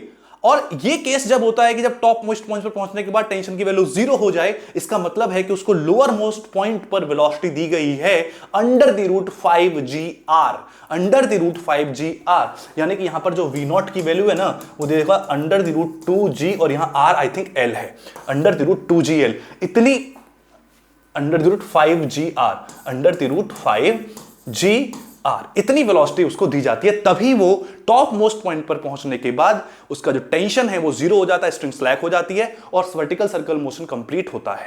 बात समझ में आ रही है? टेंशन जीरो होने का मतलब ये नहीं है कि वो गिर गया, वो सर्कल कंप्लीट कर लेगा और यहां पर हमारे पास वी नॉट की value under the root 5gl हो जाएगी। बस अब आपको पता है कि वेलोसिटी एट एनी पॉइंट, इसका फॉर्मूला ये होना चाहिए v square equals to u square minus 2gl 1 minus cos theta. ये फॉर्मूला इसमें लगेगा। किसी भी थीटा एंगल पर आपको वेलोसिटी आपको पता होनी चाहिए, जो कि इस फॉर्मूले से आती है। अब यहां पर VB और VC दोनों के लिए आपको थीटा पता है, लगा दो, और V0 आपको पता लग चुका है। U स्क्वायर का मतलब V0 यहां से हमें पता लग गया। तो जब आप VV स्क्वायर निकालोगे, थीटा की वैल्यू क्या हो जाएगी 60, और VC के लिए थीटा की वैल्यू क्या हो जाएगी 60 + 60 यानी 120। तो जरा रख दो, तो यहां से 5GL हो जाएगा, U square minus 2GL, 1 minus cos 60 यानी 1/2, तो 1/2 बचेगा, 2 से 2 कैंसिल कर दूंगा, तो यहां से ऊपर बचेगा 4GL, साफ साफ मुझे यहीं से दिखाई दे गया, ऊपर क्या बचेगा 4GL, नीचे 5GL माइनस 2GL और 1 माइनस, लेकिन ये जो cos 120 है इसकी वैल्यू होती है माइनस 1/2, तो प्लस 1/2 हो जाएगा, और यहां से मैं देखूंगा तो मेरे पास आ जाएगा ये 3/2, 2 से 2 कैंसिल हो जाएगा, 5GL minus 2GL, 5GL minus 4GL, ठीक है। तो ऊपर से देखो क्या बच रहा है मेरे पास 5GL, डायरेक्टली मैंने यहां पे कर दिया एक्चुअली 5GL माइनस यहां पे बच रहा है GL, और यहां पर बच रहा है मेरे पास 5GL, और उसके बाद में माइनस मेरे पास बच रहा है what it is getting is how much, 2 से 2 कैंसिल हो जाएगा तो GL, राइट, नो 3GL, तो मेरे पास क्या बचेगा ये 4GL अपॉन 2GL, तो ये मेरे पास हो जाएगा 2, मेरे पास क्या हो जाएगा 2 is the correct option for this, I think 2 is the correct option for this. आप लोग जरा चेक कीजिए और मुझे बताइए। अगला क्वेश्चन देखते हैं आगे वाले में क्या है। अब देखिए जो नेक्स्ट क्वेश्चन है इसमें क्या पूछा गया है, Which of the following circuits represents a forward biased diode? Choose the correct answer. Forward biased diode की बात आपसे पूछी जा रही है कि forward biased diode कहां पर पूछा जाता है, कहां पर forward biased diode जो है। तो forward bias के लिए आपको पता है कि forward bias के लिए जो voltage at positive side has to be greater than voltage at negative side, ये हमारी कंडीशन होती है, ठीक है। Vp has to be greater than Vn, यानी Vp minus Vn has to be a positive number, तो हम पता कर सकते हैं। अब देखो यहां पर ये हमारा P है, ये हमारा N है, यहां पर ये देखोगे ये P और ये N, तो P का -10 और इसका है 0, तो मतलब जाहिर सी बात है कि ये हमारा P जो है वो लोअर है, तो ये तो नहीं हो सकता, ठीक है। इसको देखेंगे जरा, ये -10 है और ये -15 है, positive has to be greater than, तो -10 -15 यानी B हो जाएगा, -10 -15 यानी +15, तो ये 5 हो जाएगा, यानी B है हमारा फॉरवर्ड बायस्ड है, B फॉरवर्ड बायस्ड है। C में देखोगे, C में 4 - 2, आई थिंक यार C भी हो जाएगा, ये भी हमारा फॉरवर्ड बायस्ड है। उसके बाद जरा D देखोगे, D में हमारे P -10 है और ये हमारा -5 है, -10 -5 तो -5 आ जाएगा, तो कि ये भी नहीं हो जाएगा। और इसमें देखेंगे तो ये 2 है, ये 0 है, यानी कि ये यहां पे देखो D और E में क्या किया है, D और E में उल्टा कर दिया डायोड को, मतलब कंफ्यूजन बढ़ाने के लिए D और E में क्या किया, डायोड को थोड़ा सा उल्टा कर दिया गया है। उल्टा करने के बाद में हमारे पास में जो आंसर आया वो आ जाएगा 2, तो यानी कि ये भी हमारा हो जाएगा, तो B और C and E, B C and E, यानी कि ऑप्शन C इसका करेक्ट हो जाएगा। क्या बात क्लियर है? ऑप्शन C जो है वो यहां पर करेक्ट हो जाने वाला है। क्लियर है? चलिए आगे बढ़ते हैं, अगला क्वेश्चन देखते हैं। In the next question, a parallel plate capacitor of capacitance 40 microfarad is connected to a 100 volt power supply, ठीक है। Now the intermediate space between the plates is filled with the dielectric material of dielectric constant K = 2 due to the introduction of dielectric material, the extra charge and the change in the electrostatic energy in the capacitor respectively are। बिल्कुल simple question है, इसमें भी मुझे नहीं लगता है कि आपको कोई भी डाउट यहां पर होना चाहिए। सिंपल सा क्वेश्चन है, यहां पर सिंपल सी एक बैटरी कनेक्ट कर रखी है और बैटरी कनेक्ट होने के साथ ही उसने डाइलेक्ट्रिक इंसर्ट करा दिया, तो वोल्टेज कांस्टेंट रहेगा। अच्छा, चार्ज क्या होता है सर? Q = CV। जब हमने कह दिया कि वोल्टेज कांस्टेंट रहेगा, तो जब C में मतलब यहां पर हमने इस पर डाइलेक्ट्रिक इंसर्ट कराया, इंसर्ट कराते क्या होगा, ये हमारा कैपेसिटेंस चेंज हो जाएगा। कैपेसिटेंस चेंज होगा तो Q डैश कितना हो जाएगा सर? C डैश × V, क्योंकि V तो चेंज हो नहीं रहा, और C डैश क्या होता है? KC × V, हाँ या ना।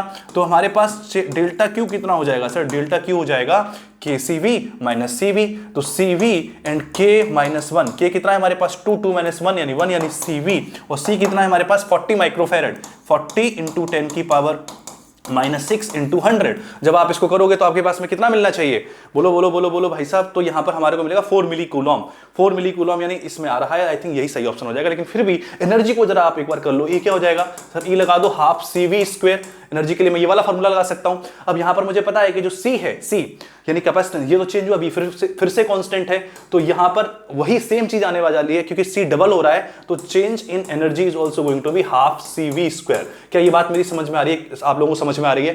क्यों? क्योंकि C 2C हो जाएगा, तो चेंज कितना आ जाएगा? ½ CV²। जरा इसको सॉल्व करो, ½ × C, C कितना है मेरे पास सर? C है अगेन 40 × 10⁻⁻⁶ 6 एंड v स्क्वायर यानी कि 100 10 की पावर 2 10 की पावर 4 कर दीजिए, तो ये मेरे पास में कितना आ जाएगा 2 से 40, ये 20 टाइम्स कैंसिल हो जाएगा, और 20 इंटू 10 की power -2 which is again 0.2 joule, 0.2 joule. तो देखो बिल्कुल ऑप्शन सी ही करेक्ट है। ये भी सिंपल क्वेश्चन था, कोई बहुत मुश्किल नहीं था। आपको बैटरी इंसर्ट कराने के बाद उसने change in charge and change in energy पूछ लिया, जो कि सीधा सीधा फॉर्मूला रखने के बाद हमको पता लग गया। ठीक बात है, आगे बढ़ते हैं और क्या क्या क्वेश्चन पूछे गए हैं सर, आगे बढ़ते हैं, चलिए देखते हैं।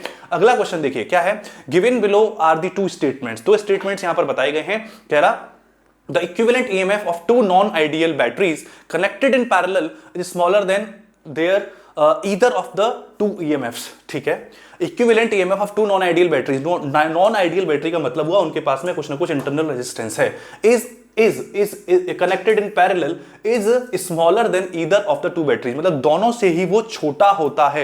is smaller than either of the 2 batteries. पहले तो आपको ये फॉर्मूला पता होना चाहिए कि अगर पैरेलल में बैटरीज कनेक्टेड हैं तो उनका जो ई इक्विवेलेंट है वो क्या होता है, E1 upon R1 E2 upon R2 upon E1 upon 1 upon R1 plus 1 upon R2। ये हमारे पास में इक्विवेलेंट EMF का फॉर्मूला होता है अगर बैटरीज पैरेलल में कनेक्टेड है, where R1 and R2 are the internal resistance of the batteries, right. अब देखो इज स्मॉलर का मतलब है कि कह रहा है कि हमेशा छोटा होता है। इज स्मॉलर मतलब इट इज ऑलवेज स्मॉलर। लेकिन अगर आपने कोई एक ऐसा केस बता दिया, कोई सा भी एक ऐसा केस बता दिया जिसमें कि ये स्टेटमेंट ट्रू ना हो, इसका मतलब ये फॉल्स हो जाएगा। Let's say R1 equals to R2, if you keep R1 equals to R2, R1 R2 आप बराबर रखोगे तो इक्विवेलेंट पता क्या आ जाएगा, E1 plus E2 divided by 2। ये हमारे पास में इक्विवेलेंट आ जाएगा, E1 plus E2 divided by 2। अगर ये इक्विवेलेंट है इसका मतलब हो जाएगा कि वो हमेशा छोटा नहीं होता, मतलब उसके बीच में आ रहा है E1 plus E2 divided by 2, E1 और E2 के बीच में आएगा। इसका मतलब ये स्टेटमेंट मेरा फॉल्स है, दिस इज फॉल्स। बात समझ में आ रही है, दिस स्टेटमेंट इज फॉल्स, ये फॉल्स हो जाएगा। ठीक है, उसके बाद में स्टेटमेंट 2 क्या बोल रहा है, the equivalent internal resistance of 2 non ideal batteries connected in parallel is smaller than internal resistance of either of the 2 batteries. Yes, इसमें देखिए इक्विवेलेंट रेजिस्टेंस पैरेलल में अगर बैटरीज कनेक्टेड है तो इक्विवेलेंट रेजिस्टेंस भी पैरेलल में हो जाएंगे, तो उसका R इक्विवेलेंट में कैसे निकालूंगा sir, R1 R2 upon R1 plus R2। ये रिड्यूस्ड इंटरनल रेजिस्टेंस होगा, रिड्यूस रेजिस्टेंस है तो जाहिर सी बात है दोनों से ही छोटा होता है। तो ये वाला स्टेटमेंट बिल्कुल ट्रू है, ये ट्रू है। जो इंटरनल रेजिस्टेंस होगा वो हमेशा दोनों से ही छोटा होगा, लेकिन जो इक्विवेलेंट EMF है, जो इक्विवेलेंट इंटरनल रेजिस्टेंस है वो तो दोनों के ही इंटरनल रेजिस्टेंस से छोटा होगा, लेकिन इक्विवेलेंट EMF जो है वो हमेशा छोटा होगा। ये सच बात नहीं है, दैट इज नॉट ट्रू। इसने लिख दिया इज, कैन, कुड, ऐसा कुछ नहीं लिखा, इसने लिखा इज मतलब हमेशा। तो हमेशा तो नहीं होगा क्योंकि मैंने एक ऐसा केस दिखा दिया जब R1 की वैल्यू R2 के बराबर है तो इक्विवेलेंट EMF जो हो रहा है वो हमारा E1 plus E2 divided by 2 आ रहा है, जो कि E1 और E2 के बीच में है। इसका मतलब this is not always true, इसका मतलब ये फॉल्स और ये ट्रू।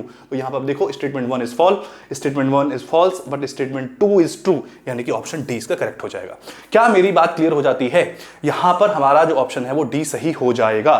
चलिए सर आगे बढ़ते हैं, अगला क्वेश्चन देखिए भाई साहब, अगला क्वेश्चन अच्छा, अगला क्वेश्चन हमारा रे ऑप्टिक्स का है, और ये जो क्वेश्चन है भाई साहब, हाँ अब मैं कह सकता हूं कि कुछ क्वेश्चन ये जो पूछे गए रे ऑप्टिक्स से, और वो ऐसे थे कि जो वाकई जेईई एडवांस लेवल के क्वेश्चंस है, राइट। देखो इसमें क्या बताया गया, in the diagram given below there are 3 lenses formed, 3 lenses formed हो रहे हैं, considering negligible thickness of each of them as compare to R1 and R2, that is the radius of curvature of upper and lower surface of the glass lens, the power of combination. Power of combination पूछा गया आपसे, ठीक है।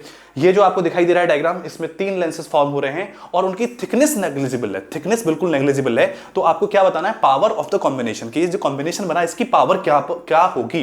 तो देखो मेरे भाई, अगर मुझे इसकी पावर बतानी है, ठीक है, तो आप इसमें चाहोगे तो ये अगर आप जो लेंस मेकर्स फार्मूला है, लेंस फार्मूला, उसके थ्रू जाओगे तो ये बहुत ही ज़्यादा लंबा हो जाने वाला है, ठीक है। लेंस मेकर्स फार्मूला के थ्रू ये लंबा हो जाने वाला है, कंफ्यूजिंग भी हो जाने वाला है। लेकिन मैं इसके लिए आपको एक चीज़ बता रहा हूँ जो कि हम क्लास में लिखवाते भी हैं, बताते भी हैं। क्या है उस कॉन्सेप्ट को आप समझो, और जब फिर आप उसको लगाओगे तो आपका आंसर बहुत ही सिंपल तरीके से आपको मिल जाने वाला है। वो कॉन्सेप्ट ये है कि देख भाई, अगर मान लो तुम्हारे पास में कोई 2 मीडियम है, कौन से, इधर साइड में है एक मीडियम और इसका रिफ्रैक्टिव इंडेक्स है μ1, इधर साइड में दूसरा मीडियम, इसका रिफ्रैक्टिव इंडेक्स है μ2, और ये एक हमारे पास में बीच में एक सरफेस है। ये कैसी सरफेस है, इसका रेडियस ऑफ कर्वेचर किस तरफ है, इस तरफ है। तो अगर इसकी मैं पावर पूछूंगा तो पावर हमेशा होगी μ2 minus μ1 divided by negative of R। ये पावर हमारे पास आती है। ठीक है। ये एक सरफेस से जब दूसरी सरफेस पर लाइट जा रही है, एक मीडियम से दूसरी मीडियम पे लाइट जा रही है, और वो फ्लैट सरफेस नहीं है, वो कर्व्ड सरफेस है, तो जो पावर आती है वो μ2 - μ1 divided by -r, where r is the x coordinate of the यहां पर x कोऑर्डिनेट हो जाएगा किसका, रेडियस ऑफ कर्वेचर का, जो हमारा ये रेडियस है उसका x कोऑर्डिनेट है, राइट। तो इसको भी मैं ऐसे ही देखूं rather than going into the lens formula और उसको मैं कॉम्प्लिकेट करने के बाद, क्योंकि यहां पर नेग्लिजिबल थिकनेस बोला हुआ है ना, नेग्लिजिबल थिकनेस, इसका मतलब ये है कि जो मेरे को गिवन है इसको मैं ऐसे ही देख करके सॉल्व करूंगा कि मेरे पास में यहां पर एक सरफेस ये आ रहा है, ठीक है। इसको मैं और थोड़ा सा सही से बनाऊं तो देखिए मेरे पास एक सरफेस ये है जो कि वाटर का सरफेस है, ठीक है। उसके बाद में मेरे पास ग्लास स्टार्ट हुआ, एक सरफेस ये हुआ, फिर मेरे पास ये भी ग्लास का सरफेस है, और फिर मेरे पास में ये एक पानी का, मतलब ये अगेन हमारे पास में वाटर है, और ऐसे हो रहा है कहानी, ठीक है। तो पहले जो लाइट है वो इस फर्स्ट सरफेस पर एंट्री मारेगी, मतलब इस पर स्ट्राइक करेगी, उसके बाद में इस वाले पर एंट्री करेगी, सेकंड वाले पर, और फिर उसके बाद लाइट इस सरफेस पर आएगी, और उसके बाद फाइनली लाइट इस सरफेस पर आएगी। तो मैं इसको लेंस वाले फॉर्मूले पर न जाकर के सरफेस वाला, ये जो सरफेस वाला फॉर्मूला मैंने आपको बताया पावर का, उसके थ्रू सॉल्व करूंगा तो बहुत जल्दी से ये सॉल्व हो जाएगा, ठीक है। तो यहां से आप देख लो क्या हो जाएगा।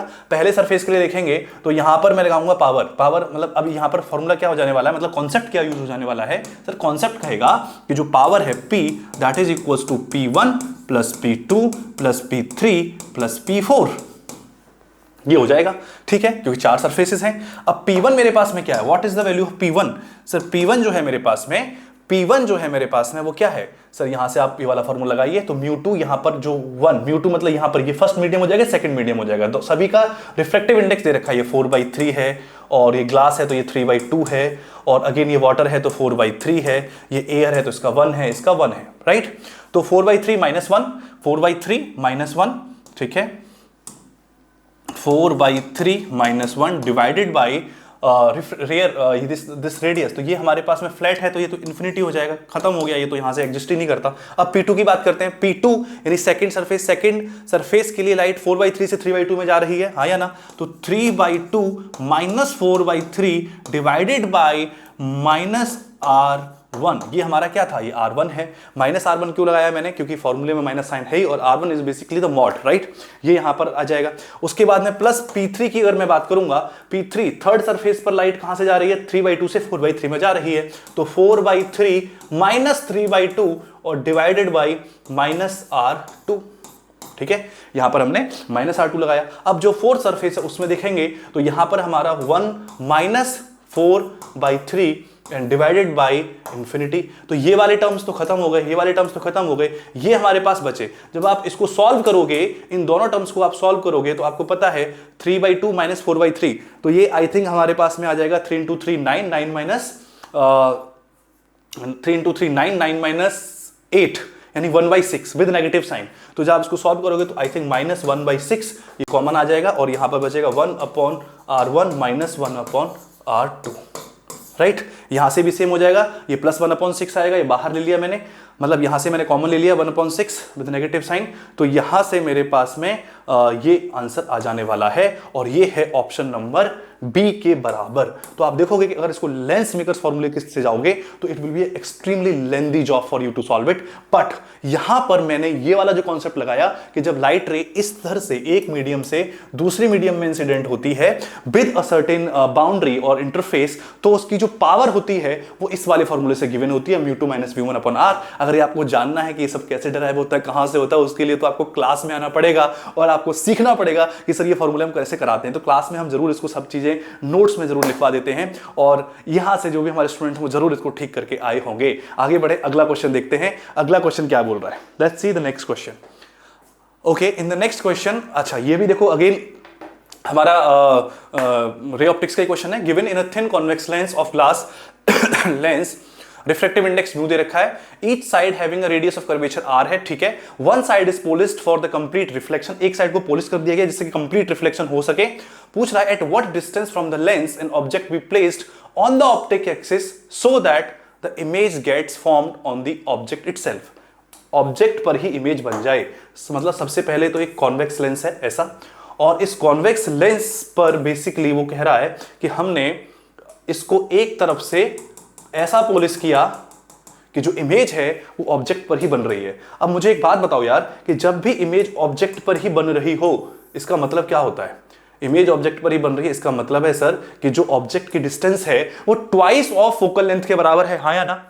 ट्वाइस ऑफ फोकल लेंथ के बराबर है। और जैसे इसको पॉलिश किया तो ये एक तरीके से काम कर रहा है एक मिरर की तरह, ओवरऑल ये एक मिरर की तरह काम कर रहा है। और इमेज का ऑब्जेक्ट पर बनना का साफ साफ मतलब है कि सर ये जो डिस्टेंस होनी चाहिए u, ये 2f के बराबर होनी चाहिए। वेयर f क्या है? f is the equivalent focal length, equivalent focal length है f, राइट?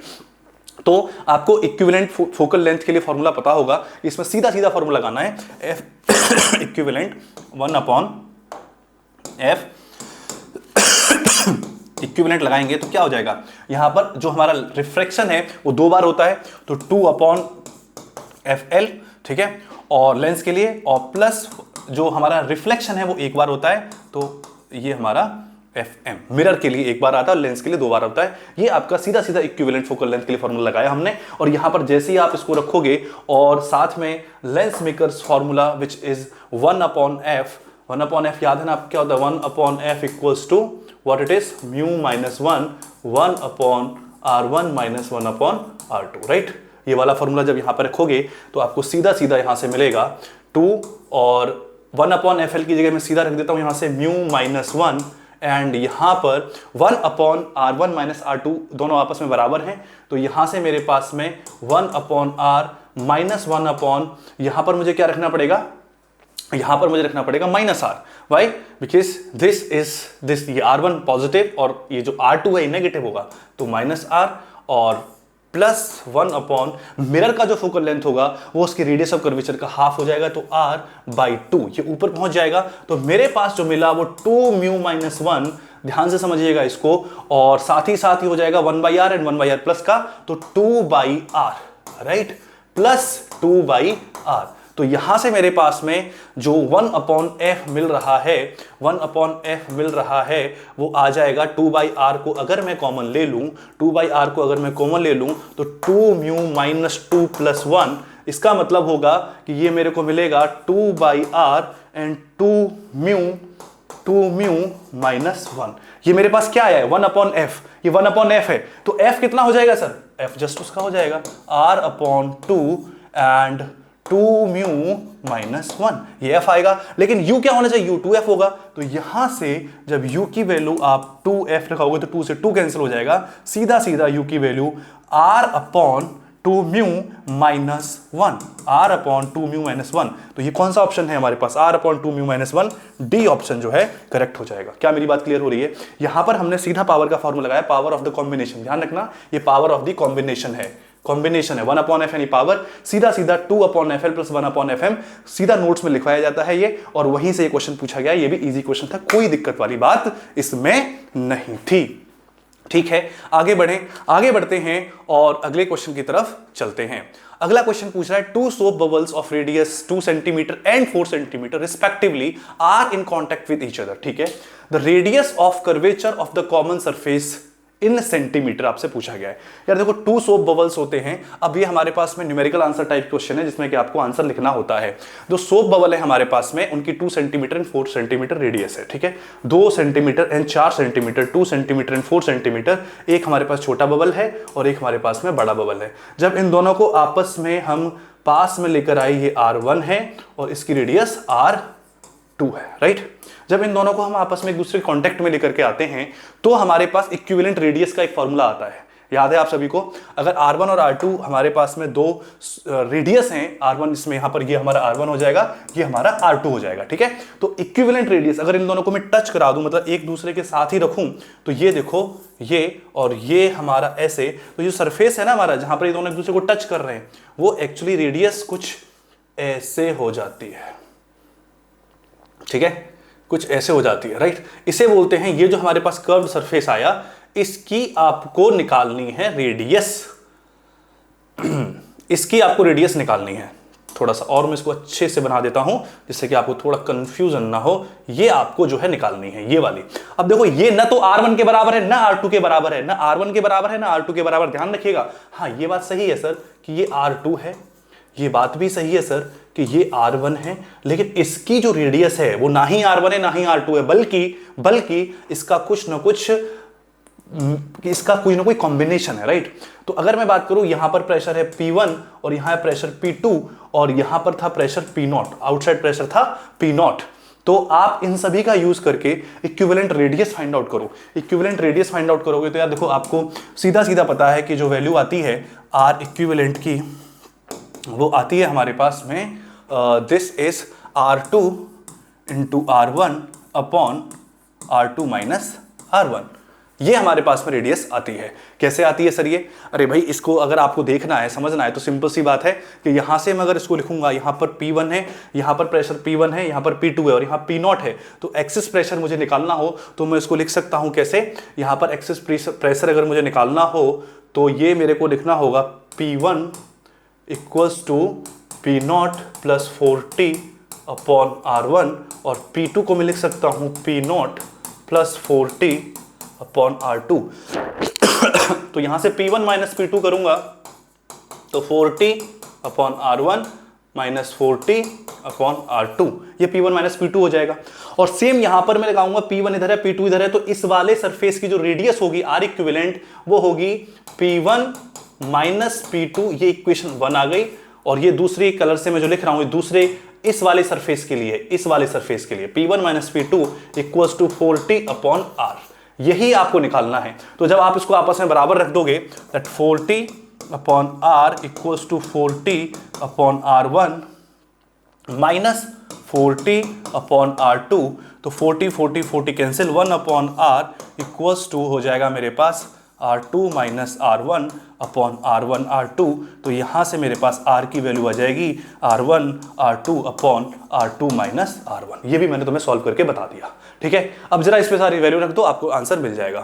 R2 कितना है हमारे पास में? R2 है सर 4, R1 कितना है 2 और R2 माइनस R1। अगर देखो, जिसको ये 8/2 यानी कि 4 सेंटीमीटर, और 4 ही इसका आंसर है, ठीक है। अब जिसको ये फॉर्मूला याद था, जिसको ये फॉर्मूला याद था कि इक्विवेलेंट रेडियस का फॉर्मूला क्या होता है, वो तो डायरेक्टली इसको कम टाइम में सॉल्व कर देगा। लेकिन जिसको फॉर्मूला याद नहीं है, उसको डिराइव करना पड़ेगा, वहां टाइम आपका जा सकता है। बात समझ में आई?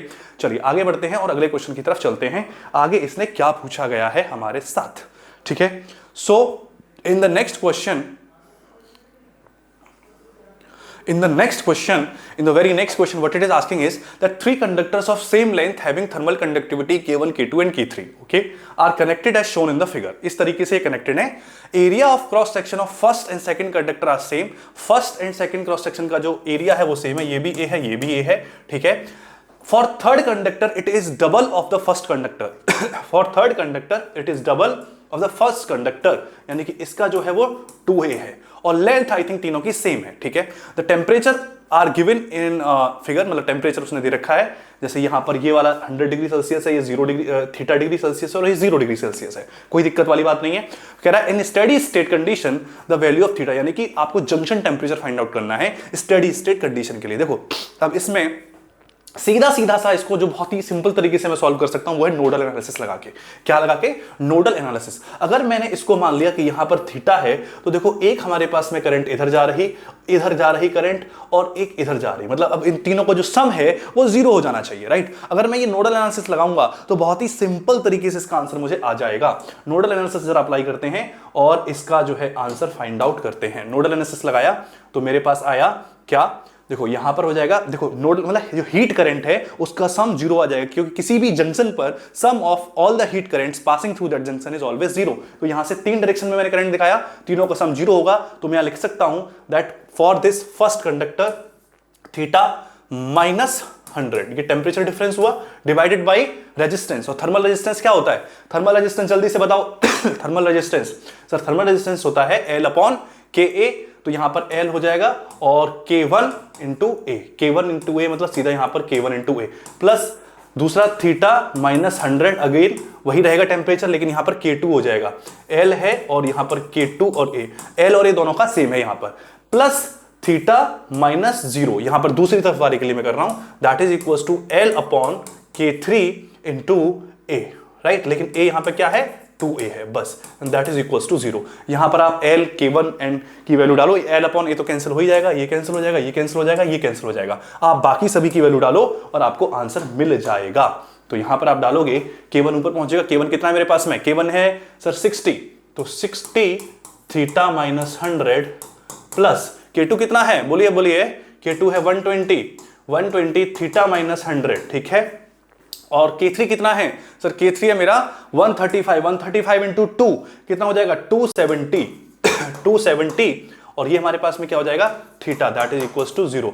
सॉल्व करो इसको तो मेरे पास में 60 theta and 120 theta 180 theta and 270 theta. How much theta, कितने सारे थीटाज हो गए भाई साहब, 60 120 180 and 270, 180 theta plus 270 theta is equals to, यहां से मेरे पास हो जाएगा 6000 और यहां से हो जाएगा 12000 and that is equals to आएगा भाई साहब 18000। तो ये मेरे पास थीटा की वैल्यू हो जाएगी 18000 डिवाइडेड बाई, ये हमारे पास में कितना हो जाएगा, ये हो जाएगा 450 राइट, कितना हो जाएगा 450। अब इसको जरा सॉल्व कर लीजिए, आपको जो आंसर मिल जाएगा वो हो जाएगा 40 डिग्री सेल्सियस, राइट। तो इसका करेक्ट आंसर हो जाएगा 40 डिग्री सेल्सियस। तो यहां पर नोडल एनालिसिस लगा करके आपने देखा कि 3-4 स्टेप्स में क्वेश्चन सॉल्व हो गया, लेकिन अगर आप इसको बिना नोडल एनालिसिस के करोगे तो शायद ज्यादा टाइम लग जाएगा। नोडल एनालिसिस क्लास 12th में आपको इलेक्ट्रिसिटी में पढ़ाया जाता है, लेकिन ये चैप्टर भी बिल्कुल उसी की तरीके से होता है।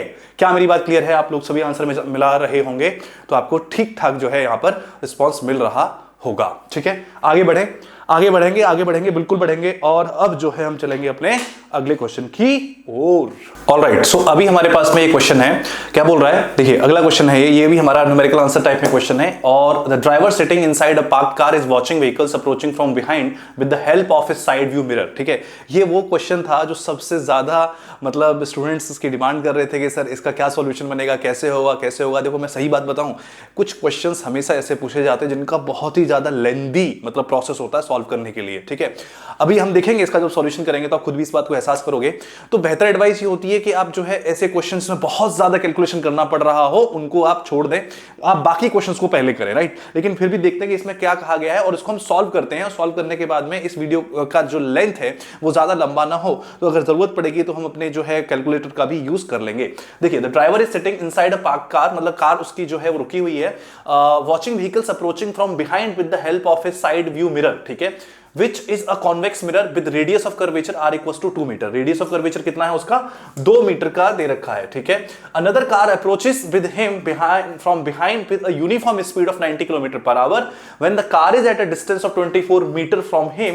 कार की जो डिस्टेंस है वो 24 मीटर दे रखी है, राइट, 24 मीटर दे रखी है। The magnitude of the acceleration of the image of the side view mirror is a। Magnitude बता रखा है एक्सेलरेशन का, जो इमेज का हमारा एक्सेलरेशन है उसका जो मैग्नीट्यूड है वो a है। The value of 100 a is, बात समझ में आई क्या। अब ये जो क्वेश्चन है ना जनरली जेईई एडवांस लेवल तक भी टच कर देता है, जेईई मेंस ने यहां बोलते हैं कि जेईई एडवांस को टच कर दिया, ठीक है। देखते हैं, इंटरेस्टिंग क्वेश्चन है, क्या बोल रहा है, कोई दिक्कत वाली बात नहीं है सर। देखो यहां पर हमारे पास में एक ऑब्जेक्ट जो हमारा ऑब्जर्वर है जो साइड व्यू मिरर से देख रहा है वो तो रुका हुआ है, क्योंकि कार कैसी है, कार तो पार्कड है सर, कार पार्कड है और उसके पास में है एक कॉन्वेक्स मिरर और हमारे पास में दे रखा है कि रेडियस उस कॉन्वेक्स मिरर की 2 मीटर है। तो यहां से मैं सीधा तुम लोगों से अगर ये कहूं कि देखो भाई जो ऑब्जेक्ट है यू ऑब्जेक्ट डिस्टेंस को जो है आप कितनी दे रखी है 24 मीटर फ्रॉम हिम, मतलब जब वो पीछे से यू जो है यहां पर मोशन में है, लेकिन जब यू की वैल्यू कितनी है 24 मीटर्स उस टाइम पर, और ये मूव कर रहा है 90 किलोमीटर पर आवर से, तो जो वेलोसिटी ऑफ ऑब्जेक्ट है यानी कि what I know is du upon dt which is 90 kilometre per hour. 90 kilometre per hour का मतलब इसको मैं 5/18 से मल्टीप्लाई कर दूं तो मेरे पास आ जाएगा 25 मीटर्स पर second, right. u is 24 metre, du upon dt is 25 metre पर सेकेंड, राइट। एंड ऑब्वियसली अगर मैं साइन कन्वेंशन लूंगा तो माइनस के साथ रखना पड़ेगा। और eight the same time what it is asking is कि आप मुझे बता दीजिए क्या d2v अपॉन dt2, राइट? यही तो होगा इमेज का एक्सेलरेशन।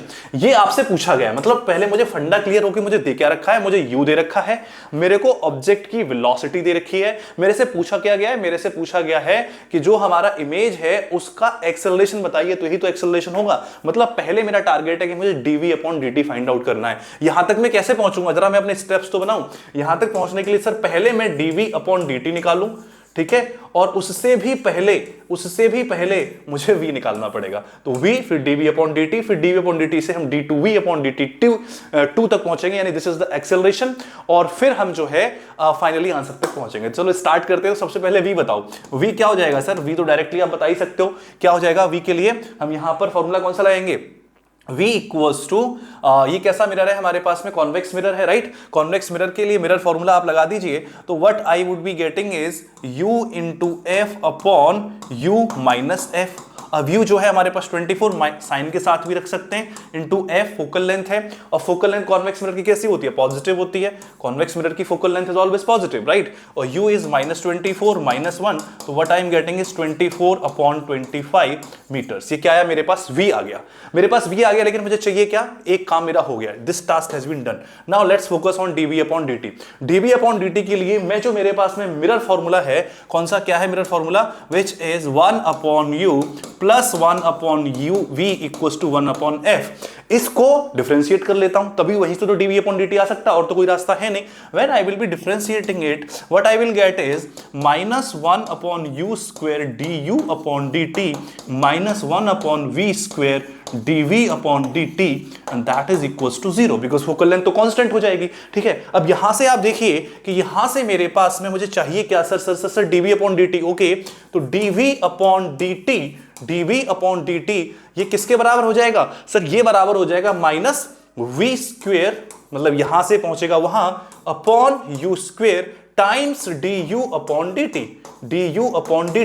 क्या du अपॉन dt मुझे गिवन है? Sir du upon dt given है 25 मीटर्स पर सेकेंड। तो dv अपॉन dt जो मेरे पास आया, ध्यान से आप इसको सॉल्व करेंगे तो v square upon u square, v कितना है सर? v अभी निकाला 24 अपॉन 25 इंटू u कितना है सर? u है हमारा -24, और इस सभी का आपने कर दिया स्क्वायर, होल स्क्वायर लगा दिया, और du upon dt, sir du upon dt है 25। जब आप इसको सॉल्व करेंगे तो 24 से 24 कैंसिल, स्क्वायर करेंगे और साथ में माइनस, तो आई थिंक -1 अपॉन 25 मीटर्स पर सेकेंड, ये हमारे पास आ जाएगा। नेगेटिव साइन ये बता रहा है dv अपॉन dt नेगेटिव आ रहा है, यानी कि हमारा सेकंड टास्क भी हो गया। dv अपॉन dt का नेगेटिव आना, ये भी आ गया हमारे पास में। कितना आया यहां पर मैं लिख के बता रहा हूं, तो दिस इज -1 अपॉन 25 मीटर्स पर सेकेंड, माइनस डायरेक्शन में। और ऑब्वियस सी बात है कि जब आप ऑब्जेक्ट को किसी कॉन्वेक्स मिरर की तरफ लेकर के जाते हो तो उसकी इमेज फोकल से उसके लेंस की तरफ आगे मिरर की तरफ आगे बढ़ रही होती है, राइट? यानी कि वो नेगेटिव डायरेक्शन में मूव करती है, इसलिए हमारा जो v का साइन है वो नेगेटिव आया है। अब यहां से भी हो गया। अब हमें कहां पे जाना है? d2v अपॉन dt, यहां तक पहुंचना है। तो इसके लिए जो मैंने अभी डिफरेंशिएशन किया ना, ये इसका मैं यूज करूंगा, तो इसके लिए मुझे अगली स्लाइड लेनी पड़ेगी, राइट? तो आप देख रहे हो कि कितना लेंदी है। तो यहां से हम जो है आगे बढ़ते हैं और इसको सॉल्व करते हैं। तो मेरे पास अभी क्या आया था sir? 1 upon u square du upon dt plus 1 upon v square dv upon dt equals to 0। अब मैं कहता हूं इसको एक बार फिर से टाइम के रिस्पेक्ट में डिफरेंशिएट कर दो। फिर से जब मैं इसको डिफरेंशिएट करूंगा with respect to time, what I would be getting is minus, यहां पर मेरे पास में u है, तो यहां पर मेरे पास में क्या हो जाएगा? u स्क्वायर है तो -2 upon u cube, right? And du upon dt का होल स्क्वायर। आपको समझ में आया? मैंने सिर्फ अभी u का डिफरेंशिएशन किया है, du अपॉन dt को एज इट इज रहने, क्योंकि यहां पर हम क्या लगाएंगे? प्रोडक्ट 2 लगाएंगे, तो du अपॉन dt की पावर 2 हो जाएगी, और 1 अपॉन u स्क्वायर का अगर आप डिफरेंशिएशन करोगे तो -2 अपॉन u क्यूब हो जाएगा। अब इसको एज इट इज रहने दो। किसको सर? 1 अपॉन u स्क्वायर को, इसका डिफरेंशिएशन करो तो d2u अपॉन dt2 ये मुझे मिल जाएगा, ठीक है। अब उसके बाद में जरा इस पर आते हैं। इस पर आएंगे तो मेरे को क्या मिलेगा? यहां पर सर मेरे को मिलेगा सेम इसी के प्लॉट पे, तो यहां पर पहले से ही मैं माइनस साइन लगा लेता हूं, -2 upon v cube and eight the same time dv upon dt का होल स्क्वायर। क्यों सर? यहां पर v स्क्वायर 1/v स्क्वायर का मैंने डिफरेंशिएशन किया, जो कि क्या आया -2/v³ and dv upon dt साथ में मल्टीप्लाई हुआ तो इसका स्क्वायर हो गया। और साथ में अब अगर मैं जो है आगे करूंगा तो मेरे पास आएगा 1/v square and d2v upon dt2 and that is equals to 0। क्या मेरी बात क्लियर हो रही है? तो सर अब यहां से साफ साफ पता लग रहा है कि ये वाला जो टर्म है कौन सा d2u अपॉन dt, ये तो 0 हो जाएगा, क्योंकि जो हमारा ऑब्जेक्ट है उसकी वेलोसिटी तो कांस्टेंट है। हाँ या ना भाई? ऑब्जेक्ट की जो वेलोसिटी है वो तो कांस्टेंट है। इसने बोला है ना when car is at speed 24 this is like, कहां पर दे रखा है? ये है हमारे पास में कि it is moving 24 another car approaches behind uniform speed of 90 kilometre per hour. Uniform speed है, यानी कि वहां पर कोई एक्सेलरेशन नहीं है, ऑब्जेक्ट की जो स्पीड है उसके अंदर, राइट? तो ये तो हमारा 0 हो जाएगा। अब यहां पर आप सारी वैल्यू पुट करो, सारी वैल्यू आप पुट करोगे, जैसे कि यहां पर -2/u, u क्या है हमारे पास में सर? u था हमारे पास में -24 का क्यूब और du अपॉन dt, 25 का स्क्वायर, 25 का स्क्वायर माइनस 2/v सर कितना आया है अभी? v हमारा कितना आया था? v आया था हमारे पास में दिस 24/25, 24/25 का cube and dv upon dt, ये कितना आया था? -1/25, अभी अभी हमने देखा था, का स्क्वायर प्लस 1/v कितना है? v तो सर यहीं से हमें जो हमारा v है ऑब्जेक्ट लोकेशन, ऑब्जेक्ट ये यहां से भी पता लग रहा है, 24/25 का स्क्वायर इनटू ये है हमारा d2v अपॉन dt2, यानी यही है हमें जो निकालना था, यही है हमें जो निकालना था। इसको मैं अगर एक्सेलरेशन लिख दूं दैट इज इक्वल्स टू 0। अब इस एक ही वैल्यू आप जब इसको पूरे को सॉल्व करोगे तो यहां पर हमारे पास एक नेगेटिव साइन आएगा, हाँ या ना? और इसके बाद में जब आप इसको पूरा सॉल्व कर लोगे तो मैं डायरेक्टली बता रहा हूं, करके देखना और मुझे बताना, जो एक ही वैल्यू आएगी आपके पास में that would come out to be, एक ही वैल्यू यहां से तुम जब इसको पूरे के पूरे को रखोगे, सॉल्व कर लोगे तो बहुत ही सिंपल से तरीके से नेगेटिव साइन के साथ, it should be negative sign के साथ में, एंड दिस वुड बी 2/25, ये हमारे पास में एक ही वैल्यू आएगी। तो ये एक्सेलरेशन भी नेगेटिव आ रहा है। एक्सेलरेशन कैसा आ रहा है? नेगेटिव आ रहा है, यानी वेलोसिटी भी नेगेटिव डायरेक्शन में, एक्सेलरेशन भी नेगेटिव डायरेक्शन में। तो बात समझ रहे हो आप किस तरीके से यहां पर कहानी हो रही है? तो अगर मैं इसके मैग्नीट्यूड की बात करूं, यानी कि ये तो आ गया हमारा दिस, तो मैग्नीट्यूड जो होगा वो आ जाएगा 2/25, और उसने पूछा है 100 इंटू मैग्नीट्यूड इज 100 इंटू 2/25, तो इसको जब आपने मल्टीप्लाई करोगे 4 इंटू 2 इज 8, तो इसका आंसर 8 हो जाएगा। 8 is the correct answer for this. तो देखो, एक क्वेश्चन को सॉल्व करने के लिए आपको इतनी सारी कैलकुलेशन करनी थी, तो आपने जिसने किया है इसको वेल डन, बहुत अच्छी बात है। जिसने नहीं किया और इसको छोड़ के कोई और आगे के क्वेश्चन किए तो वो भी एक सही डिसीजन था। ऐसा एक क्वेश्चन और भी है, तो इसका करेक्ट आंसर क्या हो जाएगा? इसका करेक्ट आंसर हो जाएगा सर 8। इसका करेक्ट आंसर क्या है? 8 is the correct answer for this. ठीक है, ऐसा ही अगला और क्वेश्चन है एक, जरा इसको भी देखा जाए।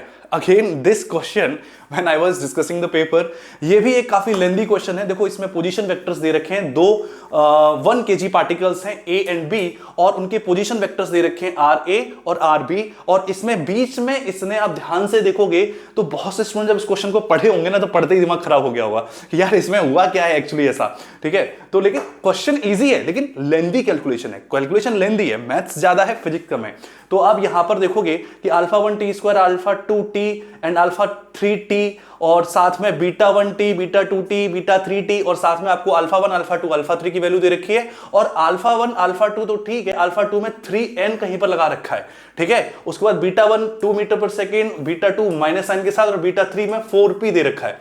ठीक है, ये सारी कहानी दे रखे के बाद में आपसे कुछ पूछ लिया गया, क्या कि आप बताइए, क्या बताइए sir, magnitude of angular momentum of particle A with respect to the position of particle B।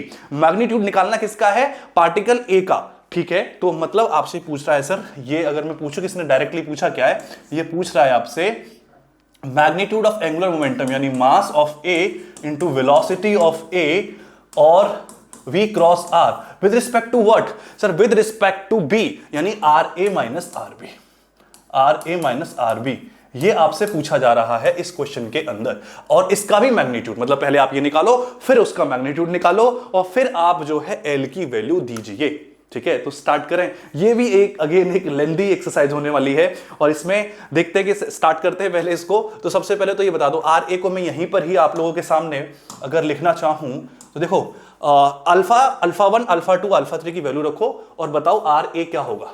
R A क्या होगा? ये वाले कलर से चलेगा? नहीं, ये वाला कलर ले लेते हैं थोड़ा सा। तो अल्फा 1 इज 1, तो यहां पर टी स्क्वेयर आई कैप। ठीक है सर। अल्फा 2 इज 3n, तो प्लस 3n जे टी, और साथ में आएगा जे कैप, प्लस अल्फा 3 कितना है? 2 है, तो 2 टी के कैप। ये हमने अल्फा 1 अल्फा 2 और अल्फा 3 के साथ में आर ए बता दिया। ये क्या है हमारा? R A. अब आर बी कितना हो जाएगा? बीटा 1 की वैल्यू कितनी है? बीटा 1 की वैल्यू है सर 2, और बीटा 1 टी यानी 2t आई कैप, और बीटा 2 की वैल्यू कितनी है? बीटा 2 की वैल्यू है सर -1। बीटा 2 इज -1, तो minus T square J cap, and beta 3 की जो वैल्यू है वो 4p है, तो 4p टी आएगा साथ में के कैप। तो मैंने ये जो alpha 1 alpha 2 alpha 3 beta 1 beta 2 beta 3 डालने के बाद आर ए आर बी निकाल लिए। लेकिन मेरा इंटरेस्ट किस में होना चाहिए? मेरा इंटरेस्ट होना चाहिए वी ए में और आर ए में एंड आर बी में। ठीक है, तो और ये भी कहा है कि यहां पर जो n और p की वैल्यू भी तो निकालनी, n and p at t equals to 1 second, दोनों ही वेलोसिटी के मैग्नीट्यूड आपस में बराबर हैं। तो चलो जरा va और v भी निकाल लिया जाए। तो ra दे रखा है, तो यहां से va क्या मैं लिख सकता हूं? सीधा सीधा आप मुझे बताइए। ra से va लिख रहा हूं 2t i cap plus 3n j cap plus 2k cap. Okay, VB कितना हो जाएगा? और यहां पर VB कितना हो जाएगा सर? VB हो जाएगा, डिफरेंशिएट कर दो भाई, तो यहां से हो जाएगा 2i cap minus 2t j cap, क्योंकि t हट जाएगा वहां से, and 4p k cap. Right, ये मेरे पास में VA और VB आ जाएगा, दोनों को डिफरेंशिएट कर दिया। लेकिन एट t इक्वल्स टू 1, अगर मैं t इक्वल्स टू 1 की बात करूंगा तो मेरे पास VA at t equals to 1 की वैल्यू क्या आ जाएगी? t की वैल्यू 1 डालेंगे तो 2i cap plus 3n j cap plus 2k cap. ये आ गया मेरा VA at t equals to 1। Similarly V at B at t equals to 1 आप निकालोगे तो t की वैल्यू 1 कर दो, तो 2i cap minus 2j cap plus 4p and k cap. Right, ये मेरे पास में आ गया। अब इन दोनों के मैग्नीट्यूड आपस में बराबर हैं। अगर इन दोनों के मैग्नीट्यूड आपस में बराबर हैं तो मैं इसको लिख सकता हूं कि सर इसका मैग्नीट्यूड कितना हो जाएगा? सिर्फ इसी बात को आगे बढ़ा रहा हूं। VA at t equals to 1 is equals to VB at t equals to 1। इसका मतलब हो जाएगा, ये मेरे पास में हो जाएगा 4 plus 9n square plus 4 is equals to, ये मैं यहां पे बता रहा हूं, is equals to 4 plus 16p square. Right, 4 से 4 कैंसिल हो जाएगा, 9n square equals to 6p square. इसका मतलब हुआ कि मेरे पास 3n के दो वैल्यू आ गए, प्लस माइनस 3, ये यहां पर 16 है, दिस इज 16p स्क्वायर। तो मेरे पास 3n स्क्वायर रूट ले लिया, तो 3n के दो वैल्यू आ गए प्लस माइनस 4p। 3n के मेरे पास कितनी वैल्यू आ गई? 2। 3n equals two plus minus 4p। अब अभी ये सॉल्व नहीं हुआ है, अभी मुझे n और p की वैल्यू फाइंड आउट करनी है ना। उसके लिए दूसरी कंडीशन इसने दी कि भाई साहब ये दोनों वेलोसिटी t इक्वल्स टू 1 पे बराबर तो हैं, eight the same time orthogonal भी हैं। तो इस कंडीशन को ध्यान में रख के 3n equals two plus minus 4p, जरा इनकी ऑर्थोगोनल वाली कंडीशन भी लगाते हैं। ऑर्थोगोनल कंडीशन के लिए क्या हो जाएगा? इन दोनों को मल्टीप्लाई करेंगे तो 4 माइनस 6n प्लस 8p। क्या बोला मैंने? 4 minus 6n plus 8p equals to 0। यहां पर दोनों वेलोसिटीज ऑर्थोगोनल है ना, तो 4 minus 6n plus 8p and that is equals to 0। अब जरा यहां पर देखो कि मैं 3n, मतलब मैं इसको ऐसे लिखूं 4 minus 2 into 3n plus 8p equals to 0।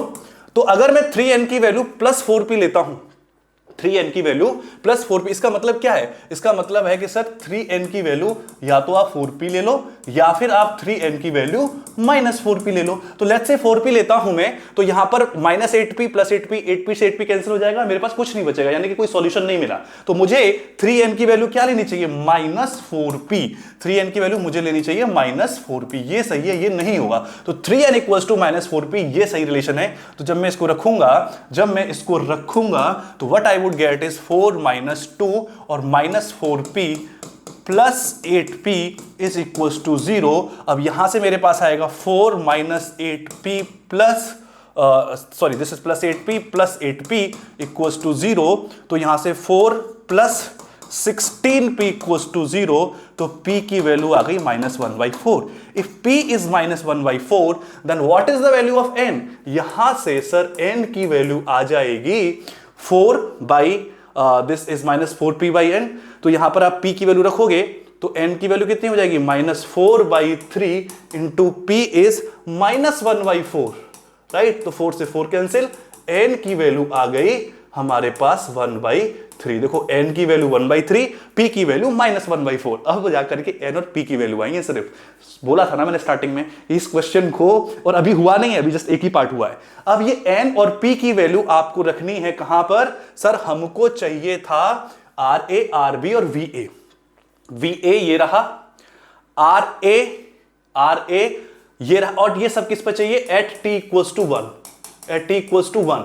तो एट t इक्वल्स टू 1 में जब आप यहां पर t की वैल्यू 1 पुट कर दोगे और यहां पर t की वैल्यू 1 पुट कर दोगे तो RA और RB मिल जाएंगे आपको, और वहां पे n और p भी रखना है जो आंसर आया है। और वो जब आप रखोगे तब आपके पास जो फाइनल आंसर आएगा मैं उसे आपको बता दे रहा हूं भाई साहब, क्योंकि अब इससे ज्यादा कैलकुलेशन जो है इस वीडियो में करना मेरे लिए ठीक नहीं है, क्योंकि लेंथ बहुत ज्यादा हो जाएगी।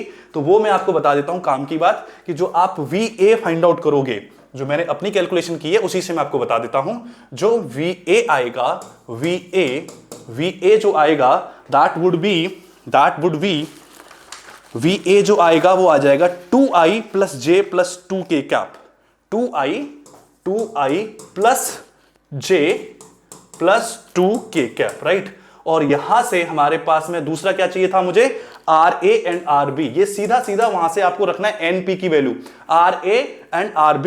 तो RA और RB की वैल्यू हो जाएगी i plus j plus 2k, और RB जो आएगा हमारे पास, ये जो आएगा ये आ जाएगा मेरे पास में 2i minus j minus k, right? तो मुझे चाहिए क्या था सर? मुझे यही तो चाहिए था। मुझे चाहिए क्या सर? L चाहिए था, जो कि था m into VA and cross RA minus RB। सारी चीजें मैंने निकाल दी। अब जरा इनका क्रॉस प्रोडक्ट निकालिए। तो हमारे पास में जब इनका मैं करूंगा RA माइनस RB तो L आ जाएगा m 1 kg है, VA is 2i plus j plus 2k and cross किसके साथ? क्रॉस ये हमारी तरफ एक वेक्टर हो गया, दूसरी तरफ इसका क्रॉस में करूंगा RA माइनस RB। तो i minus 2j, what I would gate? RA minus RB, i minus 2i तो माइनस i, ये प्लस हो जाएगा प्लस 2j, और ये हमारे पास में प्लस हो जाएगा 3k। अब इन दोनों का आप जो है निकालेंगे क्रॉस प्रोडक्ट निकालेंगे तो what I would get is L equals to I, J and K, and I'm getting is 2 and this is 1, this is 2, again what I'm getting is -1 and this is 2 and this is 3।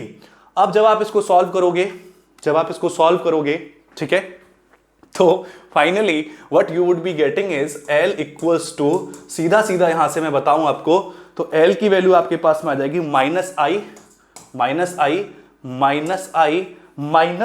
8j plus 5k, minus 8j plus 5k।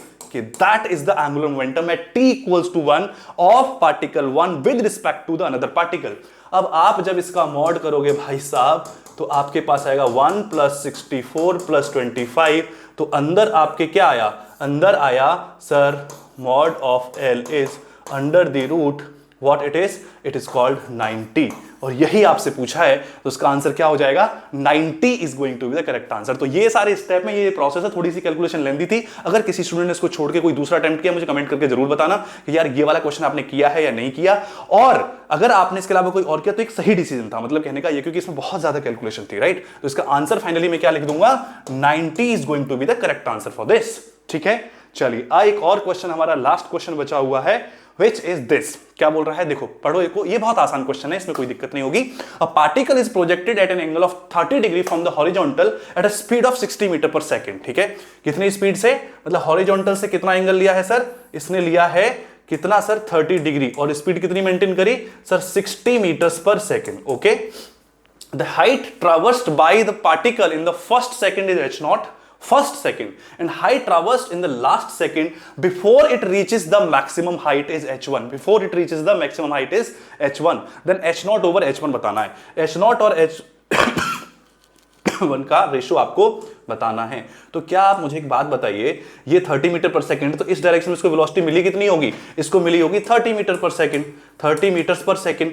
और इस direction में इसके पास कितनी मिलोगी sir? उससे मुझे कोई interest नहीं है। तो 30 मीटर पर सेकंड, और जब यहां पर पहुंचेगा तो सीधा सीधा यहां पर इक्वेशन मोशन भी लगाने की जरूरत है नहीं सर। यहां पर पहुंचेगा तो t इक्वल्स टू 30 मीटर एक सेकंड में, g की वैल्यू हम यहां पर 10 बोल दिया है उसने। तो जब एक सेकंड में इसकी वेलोसिटी 10 मीटर पर सेकंड कम होती जाएगी, तो 3 सेकंड में, यानी 1 2 एंड 3, यहां पर इसका जो vy है वो 0 हो जाएगा। कितना टाइम लगा यहां तक पहुंचने में? 3 सेकंड। टाइम ऑफ फ्लाइट कितना हो जाएगा? 6 second. Time of flight 6 second हो जाएगा। तो अब इससे पूछा है कि sir first second and third second में कितना डिस्टेंस ट्रेवल किया, वो बता दो। ठीक है, तो इसके लिए आपको क्या करना है भाई? कुछ नहीं करना। आप चाहो तो इसमें आप directly distance travelled in nth second वाला फॉर्मूला लगा सकते हो, या फिर आप चाहो तो अलग अलग सेकंड में लगा सकते हो, जो जैसा आपका मन करे। मैं distance travelled in nth second के लिए लगा देता हूं, दैट Sn जो होता है वो क्या होता है हमारे पास में? u and plus a by 2 and 2n minus 1। पहला सेकंड के लिए n की वैल्यू कितनी हो जाएगी? फर्स्ट सेकंड के लिए 1, तो distance travelled in first second is u is 30 minus 10 by 2 and 2 into 1 minus 1। Minus क्यों लिया? क्योंकि सर अपोजिट डायरेक्शन में है ना। तो ये मेरे पास में कितना हो जाएगा? That would be 30 minus 5 and 2 minus 1 is 1, तो 30 माइनस 5 यानी कि 25 मीटर। फर्स्ट सेकंड में वो 25 मीटर ऊपर जा रहा है, इतना डिस्टेंस वो ट्रेवल कर रहा है। अब मुझे निकालना कितना है? लास्ट सेकंड का मतलब है थर्ड सेकंड। यहां तक पहुंचने में इसको t लग रहा है भाई साहब 3 सेकंड। ठीक है, तो थर्ड सेकंड में मुझे जो है कितना डिस्टेंस ट्रेवल किया वो निकालना है। तो h3 थर्ड सेकंड में कितना किया? तो ये मेरे पास अगेन हो जाएगा u और माइनस 10 बाई 2 एंड 2n यानी 6 माइनस 1, तो ये मेरे पास में आ जाएगा 30 माइनस 2 इंटू 5।